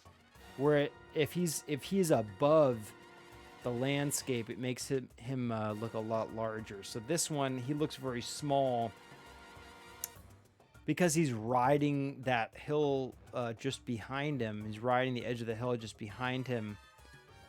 That also makes it a little visually confusing where his shoulders end and the hillside begins. So let's delete that one. As much as I like that we had Lanairu, that point of interest behind in the landscape behind him, but otherwise it's like This shot, not a big fan of those hills when they end up like perpendicular in the frame. Yeah, no, this one's crap. Bye. Keep that one. We'll keep this one with the moon. I really do want a good shot of him with the moon, though. Like, let's get that. Let's just... It's like, that's a good moon shot, but I want him... I don't like that tree. Let's get him behind, and then maybe we get a good portrait.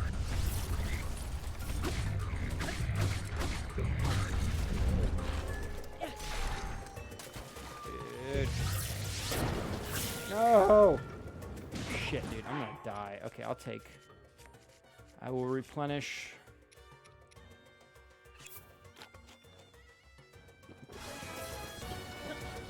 Come over here, dude. We got some beautiful elements to work with.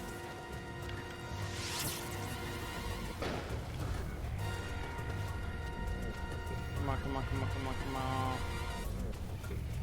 One shot of you in the moon, dude.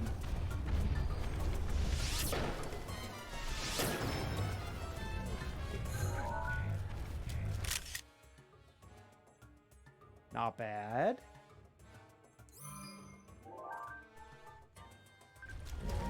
Swap sides.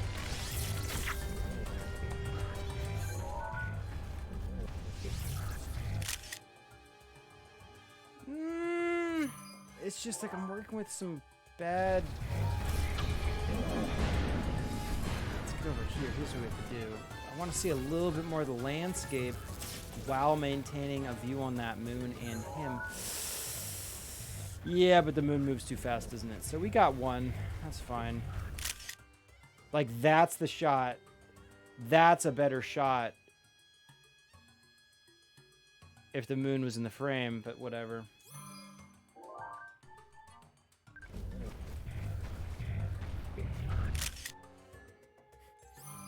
I also do want... Nah, see, I like that pose of him with that stick for my compendium photo. No. Let's do shitty Boko bow. Shit tea.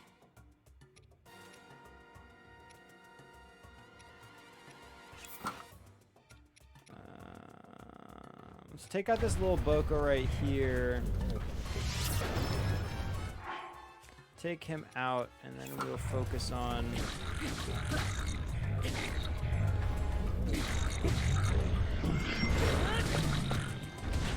Ooh. Ow.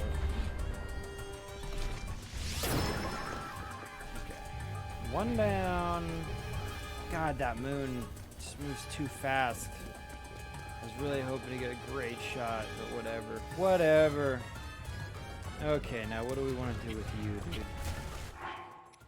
We can utilize this thunder rod.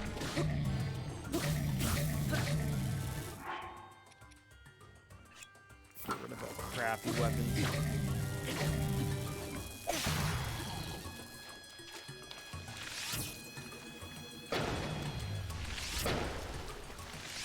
Ooh, it's raining. Not a good time to use fire arrows. Let's do. We'll keep it the shock. The shock treatment. We'll shock him with the arrows, and then we'll take him down with the Savage Lionel Crusher.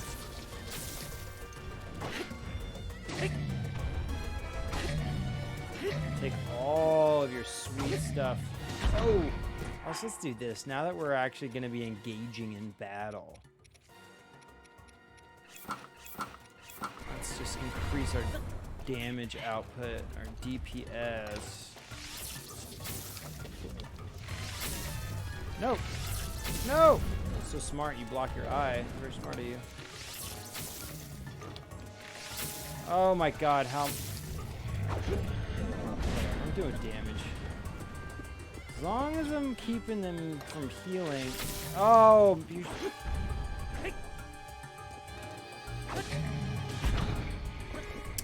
This is what he does. He sits on me. Sits on me. There we go.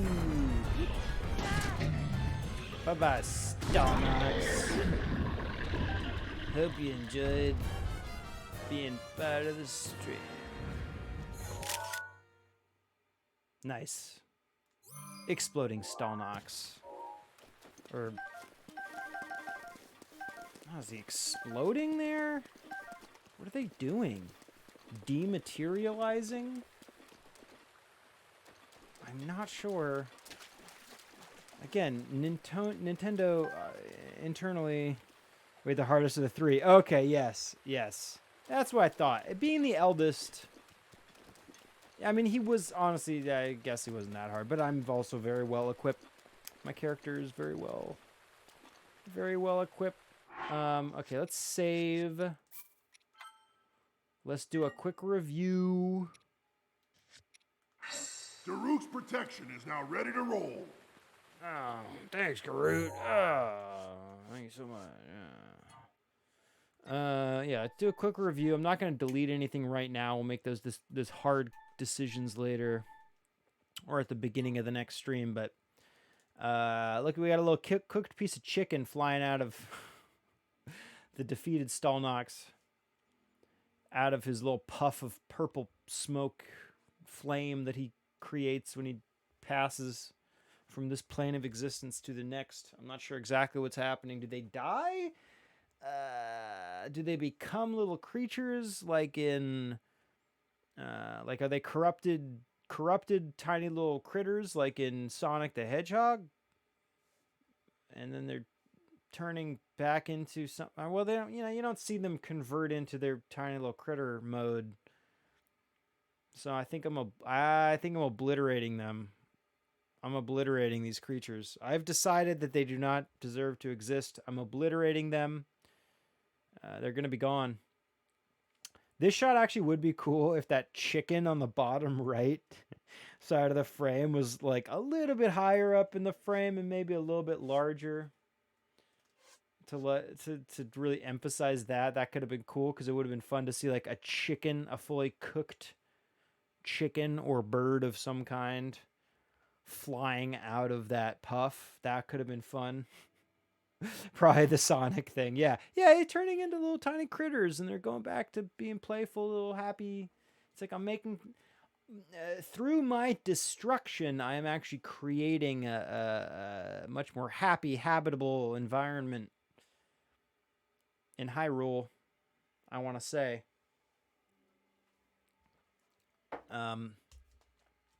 Although here it does appear as if we've cooked the little creature into a little delicious meal. Oh well. The moon. I should have zoomed in. I would not have minded a real good, like, head and shoulders portrait, what they'd call a headshot, with the moon just peeking over his shoulder. Here I'm just a little bit too wide. All the interesting elements of the frame are all very centralized, so I could have zoomed in quite a bit on that one. Either way, I'm not going to delete this one. Not going to delete this. This is the shot. I would have loved this exact shot, but with the moon just rising over the hills behind the Stalnox. That could have been really cool. Unfortunately, that thing moves way too fast. We got it. When it pops up on the horizon, you have like a good 60 seconds when it's at its largest point on the horizon before we really start to lose it. And then it's like you got to be at a low perspective on the subject to really get it in the frame. That's not a bad shot.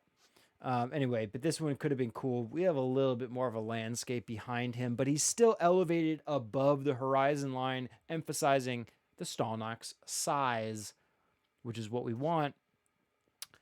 Here, there's not enough of the landscape below him to really read well. Like, it's actually pretty. This is probably gonna get deleted again. I'm not gonna delete anything now. We'll do that at the beginning of the next stream. This is probably the best shot with the moon in there. I guess these are kind of both the same.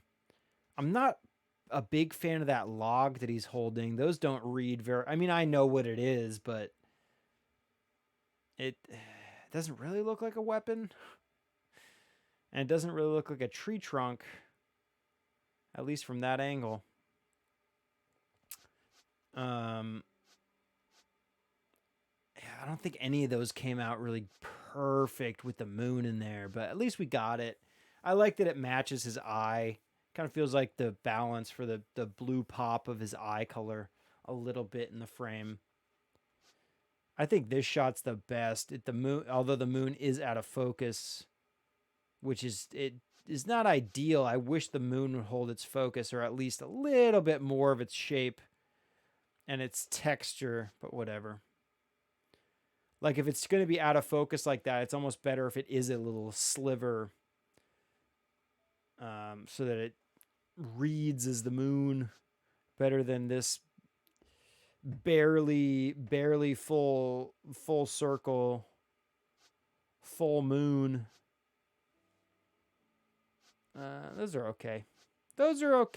Again, this one's probably going to be the best.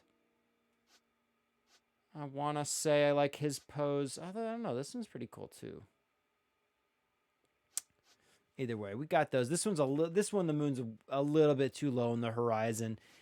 He is in full shadow because he's backlit by the moon, which obviously that's kind of the case in all of these, but it doesn't bother me as much when he's not situated against a low-key backdrop. Here he's stacked up against the tree, so he has less of a contrast to the background, whereas these ones, his full torso is free of any obscuring background elements.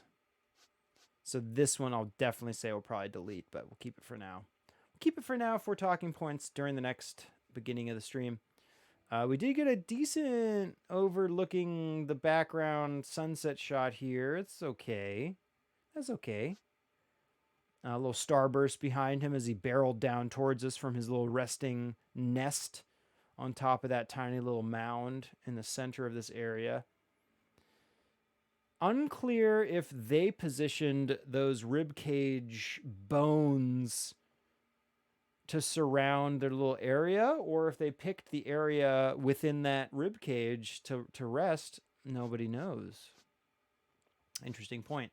And then we did have a fallen star fragment that we tracked down. Didn't fall in the best spot to get any decent imagery, or at least I failed to get any decent imagery at this location. Although I did notice if Hateno Village was visible in the background in the first couple shots we had, and these keys had composed themselves well around the star fragment, I feel like we could have gotten something kind of interesting. but in all, I mean, the surrounding this exact spot didn't have any interesting elements to it, so it kind of failed. We kind of failed that one. We did get uh this little duo of choo-choos just outside of the little. I think that's one of those might be the same choo-choo that we shot that had dropped out of that tree. This guy might be the same choo-choo enemy. And then I don't know where the other one came from. I think one of them popped up from the ground. One came from the tree, maybe. I forget where they spawned from. But anyway, this is a cool nightscape shot. Those pillars of Levia silhouetted against the night sky with the moon popping up behind them. A little bit of the waterfall visible in the central area of the frame. And then we got those choo-choos on the ground. I kind of wish there was a little bit of a shadow vignette along the left bottom corner.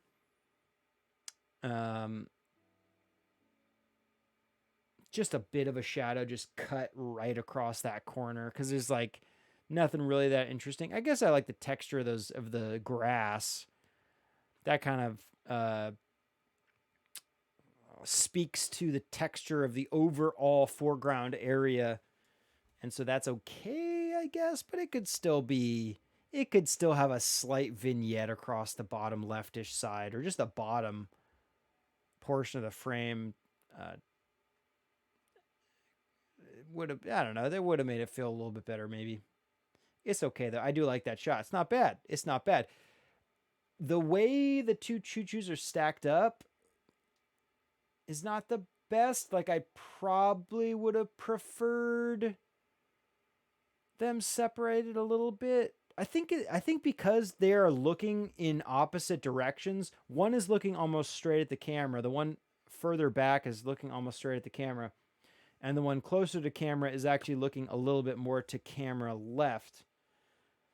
And that contrast between their eye lines, I think, makes the stacking of them work a little bit better than it would if they were just both looking straight at the camera. I'm not happy about the stacking, but it doesn't bother me as much here. That also probably has to do with the simplistic nature of their shape in general. I mean, they're just little tiny balls of goo, shapeless blobs. And so when they're stacked, it's not hiding their limbs the same way and hiding the way that their body would be perceived by the viewer if they were more humanoid type creatures. Here, I don't know, it just doesn't bother me as much because of their blob-like nature, I guess. I would guess. They're ugly, not in a cool way. wait. Just not a fan of the way Keith's look in general, right? Ugly and not in a cool way. Yeah.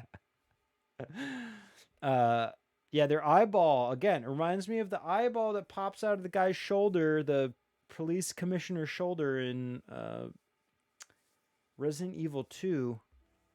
I gotta figure out what games. Homework for those who like homework. Which, who the fuck likes homework, Paul? Way to alienate, dude. Anyway, if you guys know of a Resident Evil game that has some kind of photography element to it, I'm trying to think. I only played Resident Evil 1 and 2. Those were big for me, and I don't even think I played the original Resident Evil 1. I played Resident Evil 1 director's cut because Resident Evil was well past its expiration date. Even Resident Evil 2, in all honesty, by the time I got into gaming, Resident Evil 2 was like a huge game, like right when I got pretty large into gaming, I want to say, or at least my real gaming days began like well after Resident Evil 1 and 2 had already been a thing. So, or Resident Evil 2 again was kind of like just starting out, and just kind of became the phenomenon that it was. But I don't remember any photo stuff in there. So anyway, if you think of anything with Resident Evil, we could try to get some Resident Evil stuff in here. I just don't know of any photo elements in Resident Evil games that I've played, because again, I've only played 1 and 2. Although I could be wrong. There might be some photo stuff. I mean, there are definitely photos that you find in the game, but there's no taking of photos to be done that I can think of. And that's why I was asking if you guys think of anything, let me know. Let me know. That's all. Why did we start talking about Resident Evil though? Oh yeah, because I think the Keese eye reminds me of the eyeball that pops out of the guy's shoulder when he's like transitioning, or I guess he's like a host. He's like a host to the parasite, which is it a nemesis? Is that technically a nemesis that is bred from his body? I'm not sure. I also didn't play Resident Evil 3, so what the nemesis actually is, I always took it to be like a Frankenstein type, or a Frankenstein's monster, thank you very much, type character. But I didn't play through. I don't know the story. I don't know anything. Some evil Umbrella Corporation shit going on, to be guaranteed. Anyway, this shot's okay. We're going to keep it. We'll keep this one for now. Yeah, this moon popping up while these Chuchus attacked. That was kind of fun. I do wish... Okay, here... I really should have moved to the right just a little bit to reveal that beautiful waterfall just over the head of that leftmost Chuchu. That could have been really cool. But again, the light on the waterfall itself wasn't the best, so it wouldn't have looked the best. Definitely wouldn't have looked as nice as those beautiful hills with those clouds just breaking around that right side of the frame. Those look gorgeous, are forming on the right side of the frame. Those look gorgeous. But we missed that waterfall. So I'll probably delete that one. Between these two, this is the keeper. You can see the waterfall, both Chuchus. Beautiful shot of those the Pillars of Levia, and the moon is holding focus. So you have the detail of the moon itself. Looks absolutely gorgeous. That shot's great. So I would say that might be the shot of the stream, actually. The Pro Snap pick of the day, as we like to call it here. Yeah, because these Stalnax ones, I don't know, there's something lacking with those. And I think, in all honesty, it's the way the landscape is forming around our subjects, which our main subjects in these frames are the moon and the Stalnax itself. And I think it's the landscape did not really compose itself, or we did not compose the landscape around the subjects as well as we did in this first shot with those Chuchus. This shot, we have a beautiful landscape.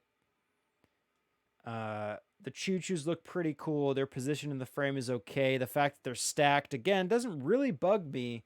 In fact, it actually makes it emphasizes the fact that they're like a pair of enemies working conjunction here.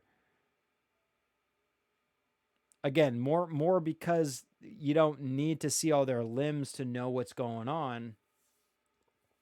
So I'll call this the Pro Snap pick of the day. I will. I'll just go ahead and say it. There's a beautiful landscape behind the main subject. The subjects look great. They're posed okay. The moon looks gorgeous. The clouds look great. Yeah, that's the Pro Snap pick of the day. Let's actually do our... we have to do our self-portrait, which we're going to do... Oh! Let's do self-portrait. We got a dragon behind us there. Whoops. Maybe we can get some of a little bit of a dragon in the frame. We can like hold the dragon if it pops back up over that hill. I don't think... Oof. It might not. That would have been a fun self-portrait. Oh well.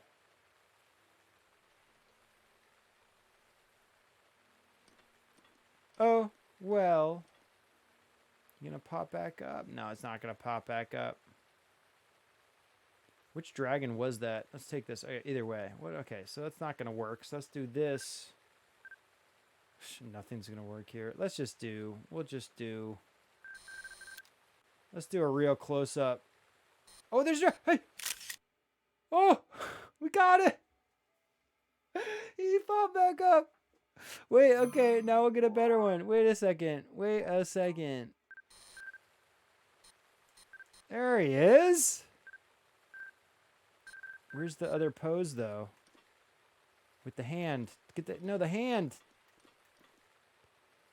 Ah, he kind of went down again. Damn you, mountain.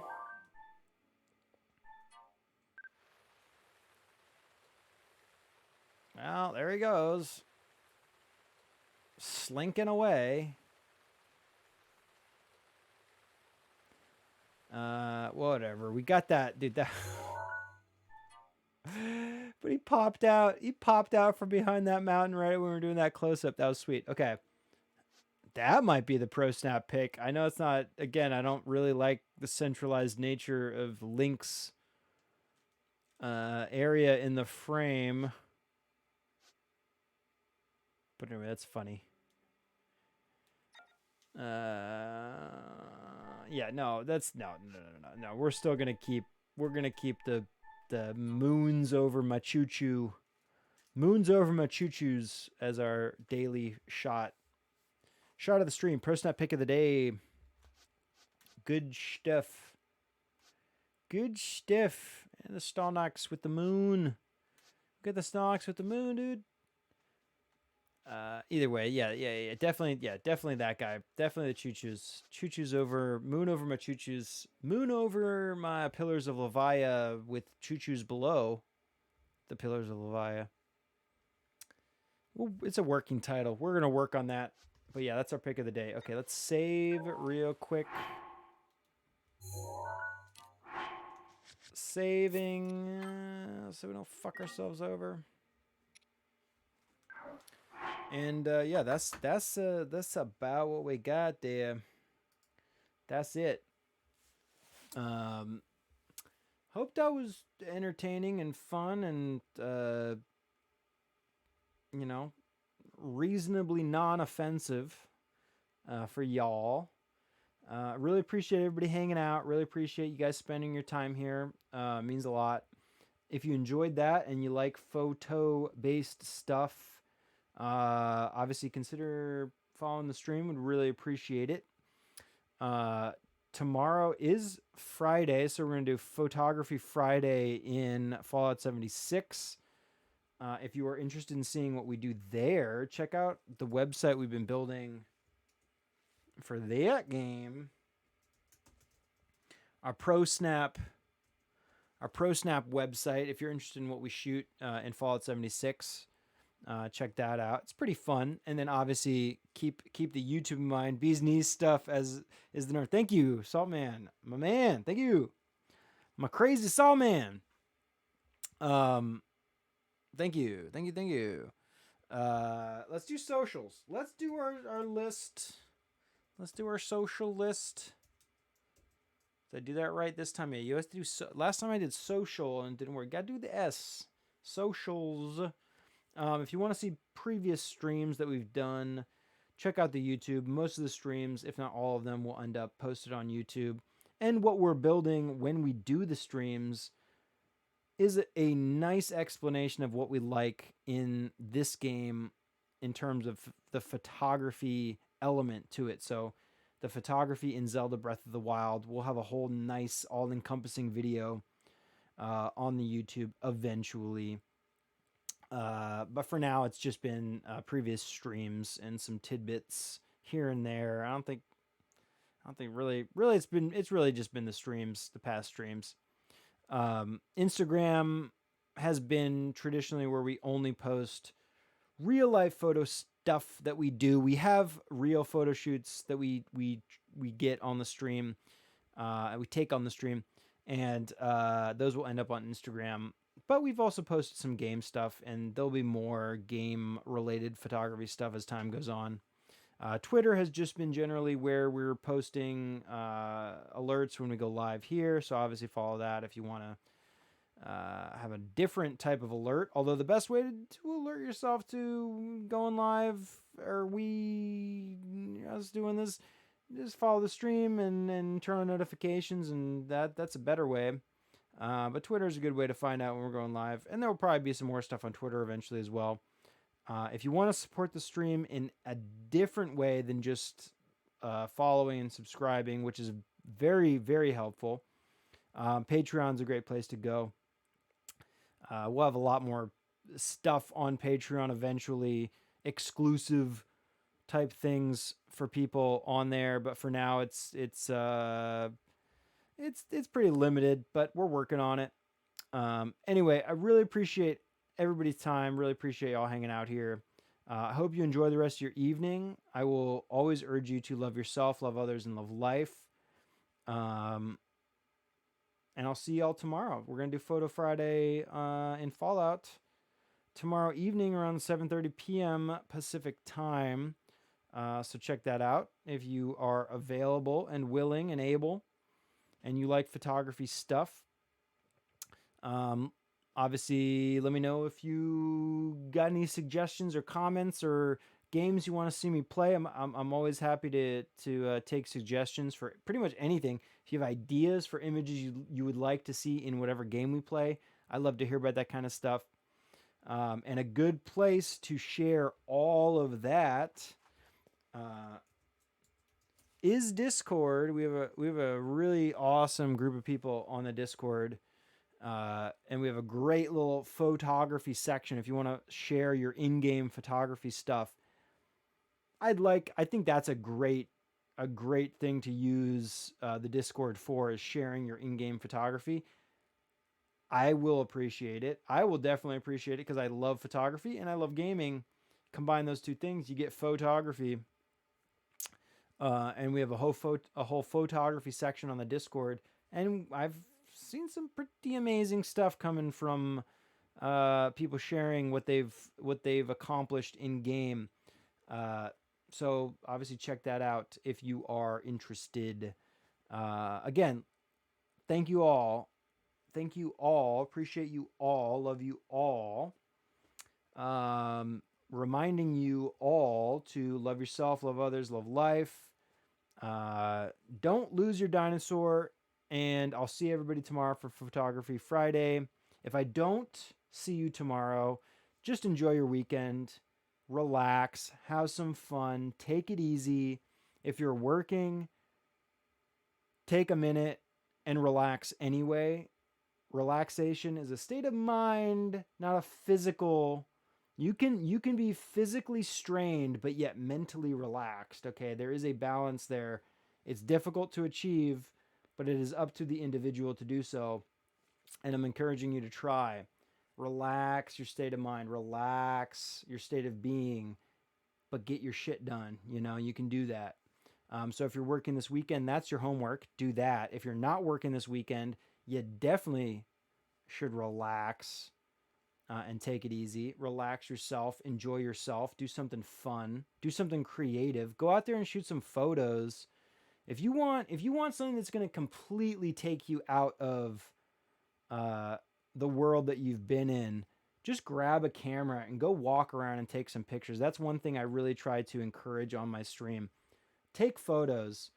Forget all of your worries and your troubles for a little bit and focus on composing, telling a story in your imagery, telling the story of your life, expressing how you feel about what you see and how you see the world. It's a very relaxing, meditative type of state that everybody can enter if you have a camera in your hand, and it does not have to be an expensive camera. If you have a phone that has a camera mode, you can take amazing photos. So if you got nothing else to do, go out there and try to shoot some sweet photos this weekend and post them on the Discord. Why not? What's the worst that can happen? Probably, nothing. Nothing really bad can happen. You're not going to get any negative feedback. And you're going to have fun. You're going to be creative. And you're going to help relax your mind and forget all of your worries. That's what I do when I shoot, and that's what I'd hope you guys would do when you're taking pictures. When we're shooting in game like this, it's like everything else in my life disappears, and we're just focusing on the composition, the subject, the lighting, and having a good time doing it. And that's what I would encourage everybody to do if you have nothing else going on this weekend. And then again, share them on the Discord. But again, thank you very much. I love you all. Thank you all. Peace all. I'll see everybody tomorrow. Enjoy your evening, my friends. Y'all mean so much. Y'all are amazing. Thank you. Thank you. Thank Thnack. I have a tendency to type Thnack. Let's actually, I'll keep it. Thnack. You all. It's like frack, but it's Thnack. And it doesn't mean, it doesn't mean fuck you all. Doesn't mean fuck you all. It means thank you. But in this case, it's Thnack. It's Thnack. It's Thnack you. It's the Sheikah way of spelling it. I'm gonna be honest, it's how the Sheikah would spell it. Anyway, take it easy, my friends. Peace.